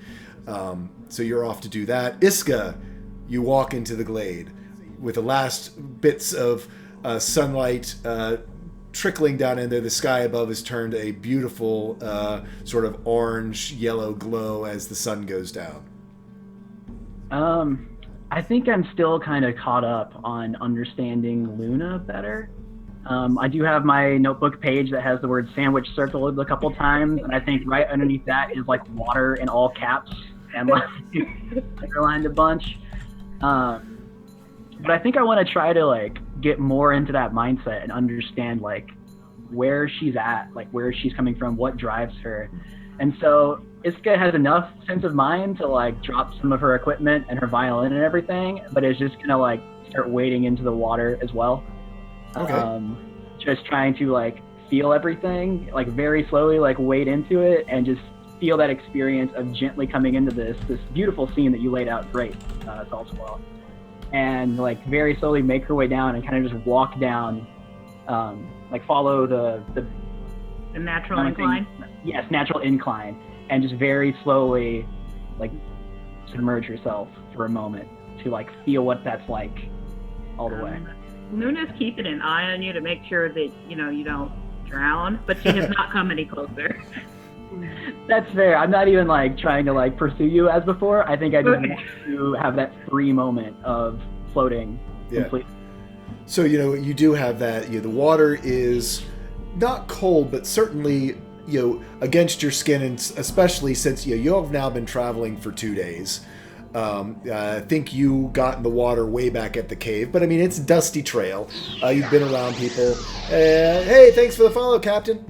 And so you do have that amazing feeling of that water sort of slowly creeping up moment by moment up your skin. You get a few goosebumps as it goes up there, and you can feel as your hair, as Iska's hair spreads out across the water, and what that feels like to have the relief of even of her water to sort of flow off and not have that little bit of weight that you after traveling for a long time, as it floats out across the water as she slowly slips deeper in there, trying to get that understanding of Luna's connection to water as she goes in. Axel, yourself. So he's quite happy to, he's been, he did the whole follow the kill. He didn't really do very well in it, so he followed other people as he did his exploring thing. And then of course he comes into this clearing and he's like, "Ooh, this is really pretty. I mean, look at the rock and the tree and of course Luna goes into the water. And it's like, oh." all his belongings are on the bank. He's stripped down to the lowest proper clothing, underwear basically. Yeah. Dives straight in. Well, gets to the point where he can dive in without hurting himself. But yeah. Right. Well, no, it's a fairly. Yeah. I mean, this is. Think of it as a. I mean, here in Florida, we have these springs that come up that are basically all but straight-sided. They're columns, so there's a little bit of a shore, and then it's a drop off to probably 20 or 30 feet deep. So he won't dive in at the shore, of course. Yeah. But he'll dive in, do a splash, and swim around. I'm gonna dive in at the shore, so nope, just like nope, straight down. Oh, yeah. But Luna knows how to do that. Yeah, I mean that's no issues there. Luck, hey, everyone's in the water. You taking a bath? Well, Kel isn't. Oh, that's right. Kel's out foraging. I'm sorry. Druids don't take baths. Come on, we know this. This is probably true. Sorry, I'm going to, fill up my water skin first. So it's like, and it's like,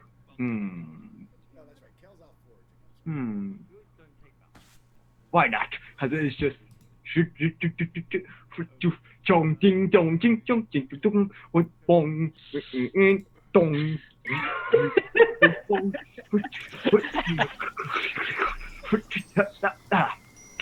He's like, Think.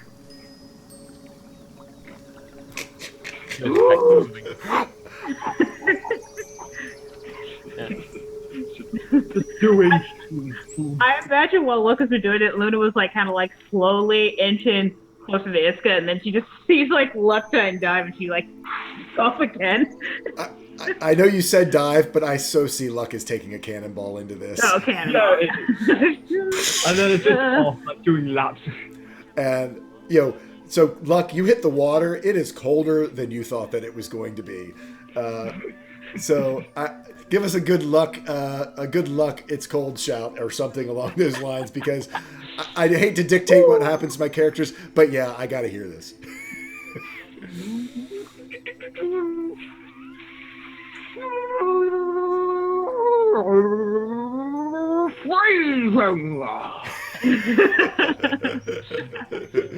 perfect. About the build-up. So everyone's Kel's off foraging. The rest of y'all are having a swim in this beautiful thing. As it starts to get darker, it is a full moon this evening, and the glade does transform, as glades like this will, as nighttime falls. The crickets begin to come out. These beautiful water lilies had been closed, open up. They are moon lilies that open up and as hyacinths, and so there are white petals sort of glowing in the moonlight. You get a nice, as we've moved more southward in your journeys, there are some fireflies that are darting amongst the trees around you, and it's a lovely evening, folks. You still have yet to truly make camp and etc. So, but that's what's happening. It's what's next? You guys are. If Iska does not know how to swim, Luna would kind of, without talking very much, kind of show her. So does Iska know how to swim? So I think she does, but she maybe it looks like she's kind of like flailing a bit because she's just so into it and she's like not remembering. I should probably reemerge at some point.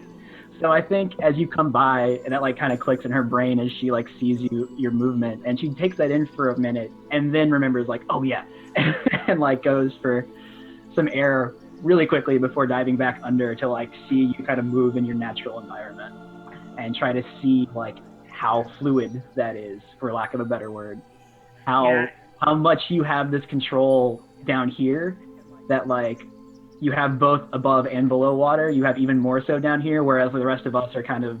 Oh yeah, like she has not surfaced for air this entire time. You've been like doing that. But if you do seem like you're feeling like a little bit, she probably, I don't know if the spell can technically do this, but for story purposes, I'm gonna say it does. She's gonna kind of make like a water inner tube for you to help you with floating. Yes, absolutely. The spell does that because that's just way too cool. Yeah. And so banner day for Iska. So it's this. I always love the movie The Abyss. So it's this water. I mean, it truly is this clear water tendril. I mean, it as you touch it, it's water, but it has cohesion. And so that sort of is surrounding you, and you realize that Iska sort of leans back into it, and the way it sort of forms its shape, so it's almost like you've got a lounger, now floating in there, and you're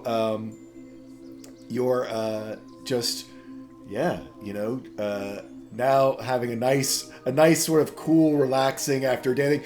Everyone's feet are probably tired, kind of float. If you had, if you knew what it was, it's kind of a spa day moment.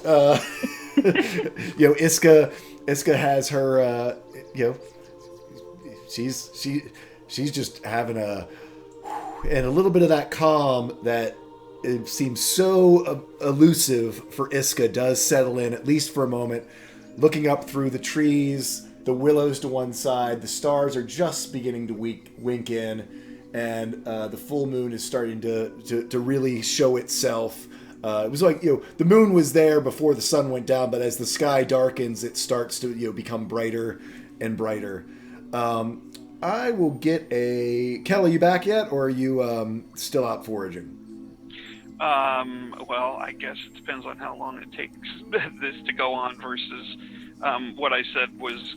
I'm going to say they've been doing this for about 15 minutes at least. Getting enough food for myself plus extra root vegetables and with your nat 20, I would say within that 15 minutes you're able to gather quite a bit because it's not far and it's abundant. Again, it's nat 20. Right. So I'll come back and seek out Luck, who is he out of the water yet, or is he still? He's probably done like 10, and he's like, yeah, that's good enough. So yeah, he's been doing laps. Well, if he goes to get out of the water, Axel's going to dive underwater, basically grab him by his leg and pull him back under, and then pop up and splash him playfully. Like splash him. Yeah. So, with that, I want everyone in the water make me a perception check. We all die because there's another thing in the water, just like the last spring. Trust springs. Not just things. No. No, I have to open my character sheet again. Luck, Luna, Iska. Luckily, my AC would be no different. Yeah. No. So I would say everyone above a 10, and quickly, it's pointed out to him. There are some beautiful sort of brim and trout and other type of fish who make their home in this spring, which I'm going to assume, just because I think we know enough about Luck. Luck immediately thinks dinner, but the rest of you, whether you do or not, I don't know. But I think Luna would actually, just considering, like the water and on her trips out to the ocean. So fish, actually, when she is near enough water, is a common dinner. Yeah, okay. So it is uncommon, but when she is there, so she would actually think dinner. Who wants to do some dexterity fishing? So actually, Axel. I was gonna ask, with her being able to like shape water and anything, would it be possible to her to just kind of like shape like a water bubble like around a fish and catch it that way? I will say yes. Ooh, shock. Yeah, it was a whale method.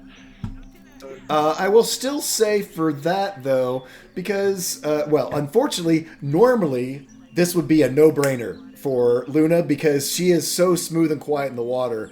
She get closer. You now have a splashing cat. You have a Luck who's doing his thing.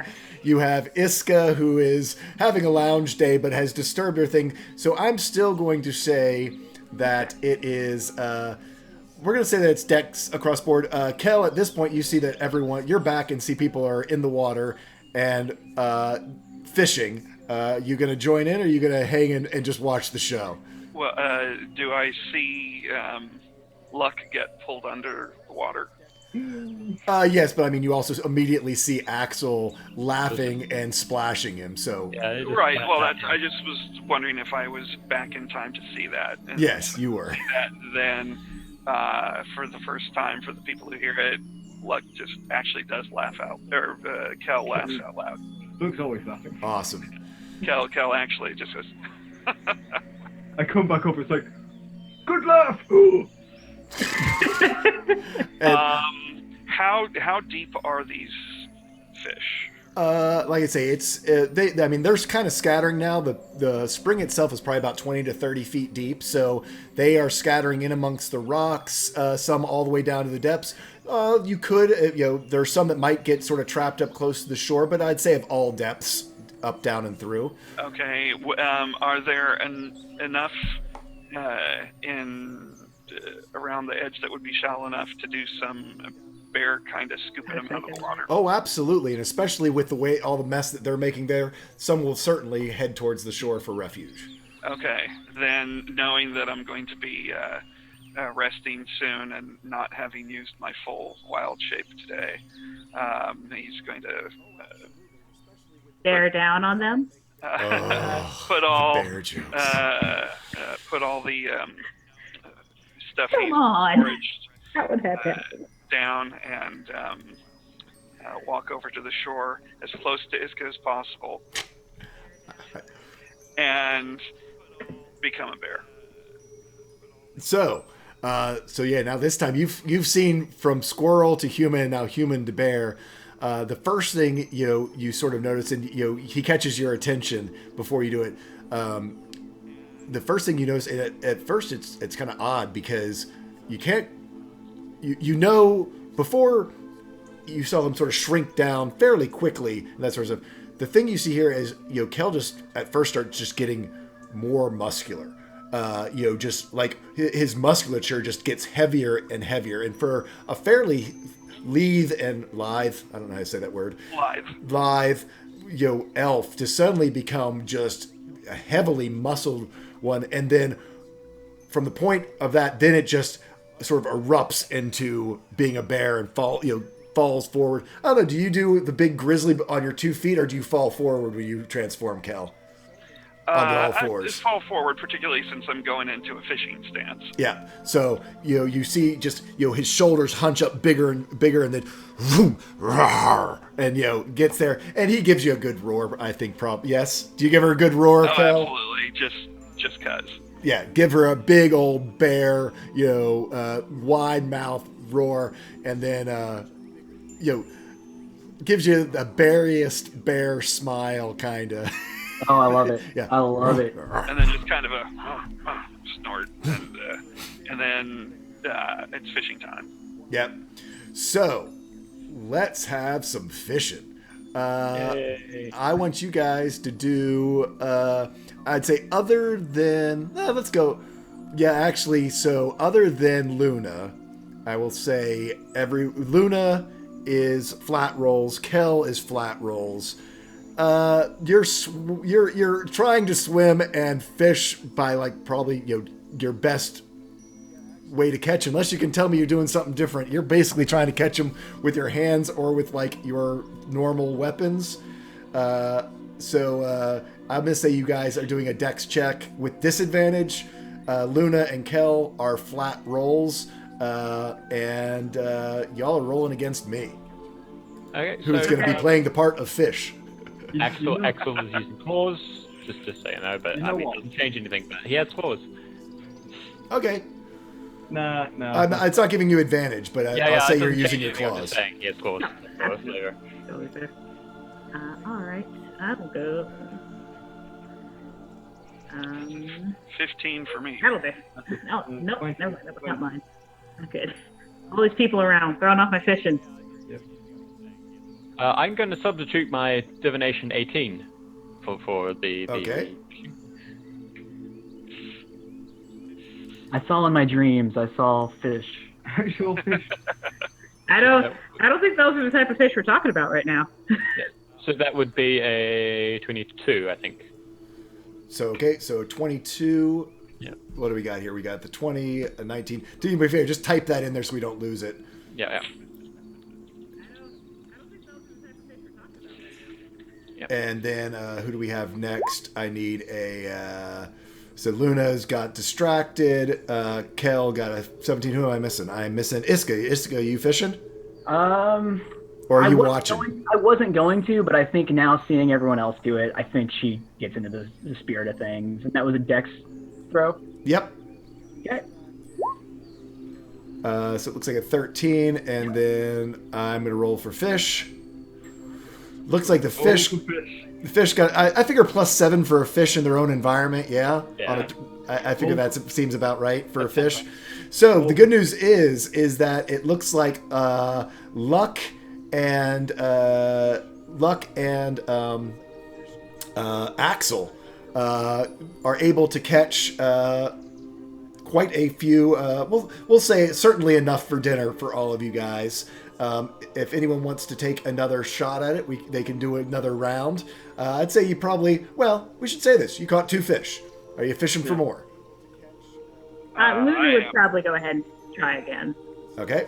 Like the fish I caught, like as I come out for air, like the fish like jumped out of my hair, Oh yeah, it definitely gets nice big fishy slappy across the face. I was like, I've got you. Like I'm wrestling this fish. So, oh, that's right. You know what? You should be doing that with strength, Tunarth. Bear, Strength. yeah, Bear. because I mean, a bear has certainly has proficiency in this. There we go. That's good. Yeah. Actually, roll twice because the last one you did on Dex as well. 17. So we'll say the 24 caught you a fish the last time against my 19. So you have 3 fish. We've caught 3 fish by this point. I only get 1 fish with a natural 20. Oh yeah, we'll say you got 2. With a natural 20, you get 2 fish. I'll give you that. Sorry. So anyone else going for another fish? I'll go for another. Well, no, that was your 2 rolls. Just did it to solicit. We've done 2. If anyone who hasn't taken a second roll. Gotcha. 8. Yeah. Oh, we got another one. Oh. So now we're up to 6. Well, no, I got to roll against you yet, so we'll see. But yeah, that'll be 2 fish regardless. So we know we're up to 6 fish now. Iska, did you give it a second try? No, I think she's more interested in watching everyone else this. kind of flail And about. let's see how the fish do. Hey! That means everybody gets a fish. You get a fish. You get a fish, and you get a fish, and you get a fish. So that would be 4, 5. So 5 plus the 4 from before. Y'all have 9 fish, and quite a feast in front of you for your evening camping. With that, we're coming up on 3:45. I know that that Bird has to leave, and we normally would go that late. So I think this is kind of a perfect place to end. You have. We're ending on Finn.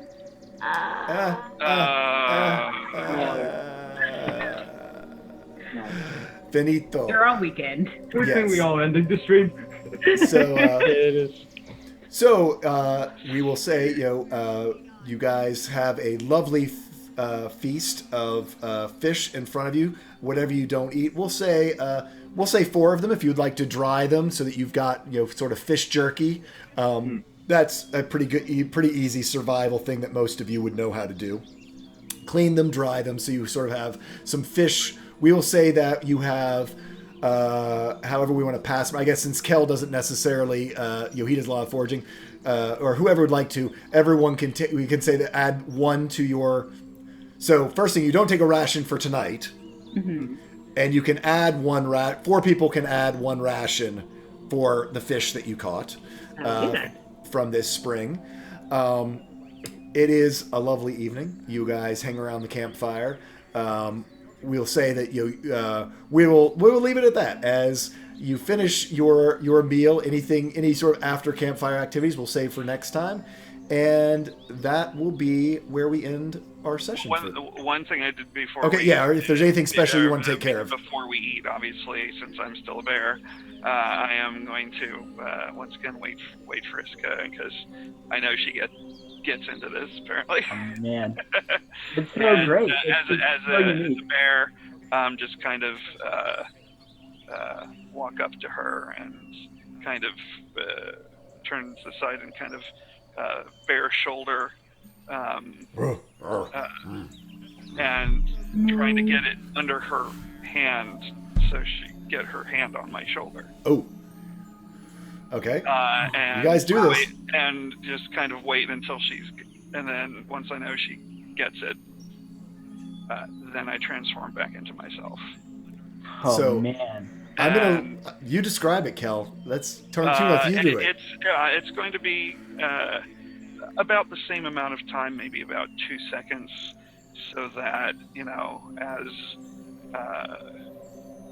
as I shrink down to my normal size from the bear size, I'll stand up so that my shoulder remains in her hand, so she can feel the fur gradually receding and becoming smooth skin. Of course, hair remains and actually grows out from the top of my head. The muzzle shrinks back into a face as I just kind of, go from, all fours to, standing up and shrinking down. And, compressing back into Kel instead of a bear. I think Iska makes a note as she tries to figure out how to put this into words or describe this feeling for others, that it's almost as if she had her hand on a loose rope and was able to feel each individual fiber, like an old rope that's been frayed a little bit, and could kind of like run her hands through it. And then suddenly that rope is pulled taut. So we go from something loose and fibrous to something more solid that has more definition and is less like easily penetrable. And she, again, is very thankful for you for that experience. She gives you a big grin and a nod and immediately whips out her book to start writing. I imagine if Luna found any, she'd probably use some like seaweed-like stuff and kind of make pseudo sushi out of the fish she caught. Yeah, certainly down there in the depths of this, there are water plants that are basically like a long, not as it's not like kelp, but I mean, right. you could certainly find something to make a pseudo sushi roll for your some trout and brim sushi type idea. And then I also want to make sure I go over to that where the blackberries were, and just get all the blackberries I can and bring them over to everyone and make sure that everyone gets some. So I will. What do we have? We've got an egg. We've got some bread. So I will say, if did anyone take cooking or have any cooking skill or believe that their character does? Luck does. Of course he does. Luck is able to cooking skills. Yeah. Luck is able to he used if you'd like to, you could use an egg, some of your bread, and these blackberries to make basically a sort of, think of a blackberry cobbler for everyone to have for dessert. Is that if you're willing to use one of your eggs and stuff, so your new friends. It's definitely like give me a second, I must find my place.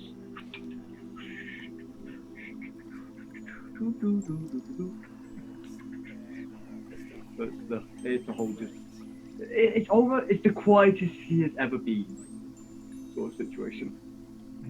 So yeah, that's real science. It's like it's like measuring cooking happening over here with Luck right now, which is totally different from that's a root, throw it in from last night. Yeah, I imagine Luna probably gets as close as she ever has to Luck, which is still not terribly close, just because you're so quiet. So yeah, he whips this together and puts it over. He takes his one of his little pots, and he puts a top over top of it, and basically, for anyone who's done camping, basically makes a little Dutch oven type situation there out of it and put coals on top of it. And so for the end of your evening, after you've had your stuff, he pulls this back out of the fire, and y'all aren't quite sure what's going on. And he pops it open, and this glorious smell comes out of it, of this sort of homemade blackberry sort of cobbler type thing. And Luck, you've made one of your, I don't know, is it your recipe? Is it your wife's recipe? Tell us about this recipe. This here presented by from my lovely wife. She made sure I learned as many recipes as I could before I left. You know women. She taught me all the little secrets. Of course, I didn't have much sugar on me, so I couldn't really add that extra kick to it. But I think I definitely made something good. As it's like slowly, it's just like onto a plate, and it's like gets out a knife. And this will be presented to you today by one Luck Goldheart. Oh, not. Wait, what does the word mean? Eat up. Nice. So yeah, you guys, it's been a long day of travel. You've had a lovely swim in the spring, and now a blackberry cobbler presented by your new friend Luck. And with that, we are going to close and we will pick back up tomorrow. Actually, we will talk tomorrow because I want to get you guys' thoughts on this and whether you like the way that this idea of organically moving along or etc. What I do want to do is I got to get Bird out of here because he's got a game that starts at 4:00. So Bird, go ahead and give us hooks and plugs, any quick thoughts that you might have, so you can take off as soon as you need to. Sure, I'm Birdverse Plane. You can find me at that on Twitter. I run a podcast network called Switching Cables. We have 4 weekly podcasts. One of them, Six-Sided Diaries, is an actual play Pathfinder podcast. It's all homebrew, and I DM it. The other, The Good, the Bad, the Issue, is all comic book debate and discussion. Find those on iTunes or RSS. This was a fun session. It's different because it is a much slower, less eventful. That sounds like a negative or like insulting way to put it, but it was less big events. But I thought there were a lot of cool little character moments, and I'm just learning more about each of you. I'll just take the most recent one. Kel laughing for the first time is such a small thing, but a cool moment. Like it's a moment I'm gonna remember going forward. Is just like seeing this stoic person kind of like have a not human emotion, but just like a more like jolly emotion. It was like a very strong thing to happen. So this was cool. I really appreciated this. Thanks for everything. Tall Squall and all of the cast, you guys continue to be killer, and I love doing this. Awesome. Yeah, no, if you can, we'd love to see you tomorrow morning on coffee. So we're going to try to start at 8 tomorrow because I've got to hey, Shanty, thanks for the follow, because I'm going and seeing Rogue One tomorrow afternoon. So I want to, I'm going to start probably right at 8 because we'll probably have to end at 10:30 at the very latest so I can make it in time to get down to the movie theater for the noon show. But anyway, hope to see you tomorrow. Get off to your game. Thank you so much, Bird. Iska's amazing. We all love her. And can't wait to see you tomorrow. Chat, love to hear your impressions on this type of play, of whether it drives you nuts and that it's, we didn't roll many dice. We certainly didn't get in any combat. We'd love to hear your thoughts on it, though. In the meantime, let's go around and talk to the rest of our players. Let's just go ahead and move straight up to Kel Tunarth. How'd you like the game, and any hooks and plugs for you out here on the interwebs? No real hooks and plugs. I'm mainly watching stuff and doing this, which I'm having so much fun with Tunarth here in Twitch chat, and that's about it. This session was so different than the last one, but in just the best way. I love the fact that we're building relationships and getting a chance to kind of learn our characters ourselves, never mind in relationship to other people. I think we're all kind of using these little character interactions and moments to help get into our own characters and make them more real to us so that we can make them more real for everybody else. And I really liked it, and everybody's amazing. I'm so glad to be playing with you all. It's great. Awesome. So, well, thank you. I love the way Kel is shaping up, and I can't wait to see Kel and Iska have more interactions, and also Kel and Luna. It's so cool. Come around the corner, actually, to Luna. Speaking of Luna. Okay, hey. So you can follow me on Twitter at NNG98. I have a Twitch channel that I do nothing with, so you can find me on there if you want, but I do nothing with it. You should also give my friend at SG Keep follow. He's working on a Systos system. It's pretty cool. And also, you should come back here tomorrow for a game me and Jay play in. Day Terry, Land of the Gods, DM'd by the lovely Titus Takosha. And yeah, those are my plugs. Oh, today was super fun with the role play and everything. Great. Luna made a friend, though she's not aware of it yet. Cool.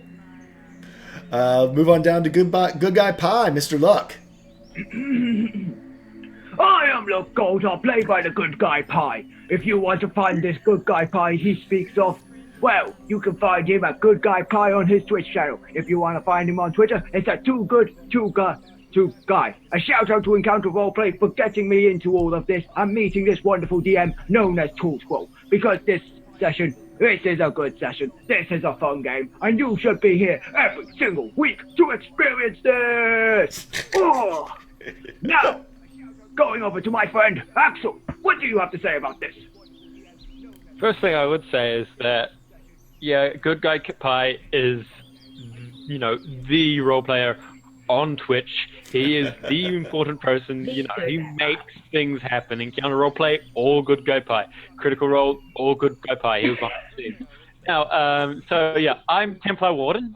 I'm here, Templar Warden on Twitch. Most places I'm Templar Warden.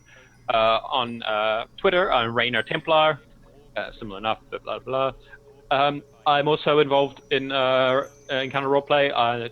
You're going to be catching me here next year. You're going to be catching me there next year. I'm going to be involved in the Call of Cthulhu game. Oh, Nice. that's great news there. Congratulations. Yeah, I have to look at the rules now. So I'm going to be there on Encounter Roleplay. I'm also involved heavily in the tavern. I'm one of the mods. I set up adventures. I make sure people don't do crazy stuff, and then I play a really horrible character. It's quite fun when you go around and everybody's like, "Oh, something terrible's happened." It's like, "Hey, I'm evil." I mean, you just come along and say something completely horrible. It's kind of fun, and then I have the opposite character as well, who's a good one. But yeah, so I'm a mod on Tavern Roleplay. Please come join us. It's fun, text-based role-playing, systemless. So adventure is the first thing to do, storyline and everything. So yeah, that's me. Cool. And like I said, so tomorrow morning we will be on morning coffee, 8 a.m. Eastern time. Grab whatever cold, hot, in-between beverage that you might like. I want to get more feedback from you guys and our players about what they thought about this type of real-world timekeeping. And how if this is what they want, if they want to continue to explore this with this campaign. I will say this: there are things that can happen on the road. I was madly rolling dice several times to see what we would have, and there's certainly stuff to come. It was just happened to be an uneventful couple days on the road. I'm still crossing my fingers for that Mickey G encounter. I want it. I want it so bad. Anyway, like I think Luna said, we will be playing Del Terre tomorrow night at 5. I'll only be able to stream it to 8 because I have an 8 o'clock game that I need to swap over to. The game might continue, but we won't be actually streaming past that point. Other than that, we will be off the next 2 weeks. We'll be back in January, though. Until then, hope to see you guys around. I probably will still do, well, actually, I guess that would be Christmas morning and New Year's Day morning. So I won't be doing even coffee on the next Sundays either. So I guess this is goodbye to everyone for probably a couple weeks, unless you want to stop in and see us tomorrow. Hope you all enjoyed it. Yes, if you can, we'd love to. And you'll see somebody properly haggle, which no one did in this properly game. haggle, and actually, characters do not. I was a squirrel, okay? No, that's fine. I'm a kind man, but I do Anyway. Can I make one more plug quickly? Anyway, yeah, we'll see y'all tomorrow morning. We actually have some mechanics that we made decisions about to tell you, the viewers about, so you're familiar with our home rules. And again, just talk a little bit more to our players about what they like, don't like, whether we want to keep going this direction, go another direction, etc. I really wanted to do today very much heavy on day-to-day life, so you guys could sort of get an idea of what it will feel like. As we mentioned in the session, it's 10 days to Sojourn's Crossing from here. Actually, I bet you've got to get on Zoom, don't you? And you don't want to ruin my cameras. Is that why you haven't gone yet? Yeah, I didn't want to screw up everything. Oh, that's fine. So anyway, yes, screw up cameras because it's only one. Go. Yeah, go. Go. Yeah. I've got one more plug. Can I make sure to actually, because I don't do this usually. Next week I'm completely free until Christmas Day, that is. But I will be running a lot of one shots on Roll20. So look for the Good Guy Pie. There will be one shot, whatever one shot it's going to be, because there will be a lot of them on Roll20 being run by me. So look out for them. And King of Tokyo, thanks for the follow. I saw lots of chat go spinning by. I didn't get a chance to read every bit of it, but greetings and whatever holidays you do or do not observe. Yep. So anyway, it looks like people are just saying that different audience folks and everything like that. So yeah, we'll discuss them all tomorrow morning. And again, thanks guys for tuning in. Hope you enjoyed it. I know, I think we all had fun, and it's always fun to have fun with you guys. So on that note, we are going to sign off. Goodbye, everyone. Thank you so much, and see you soon. Bye.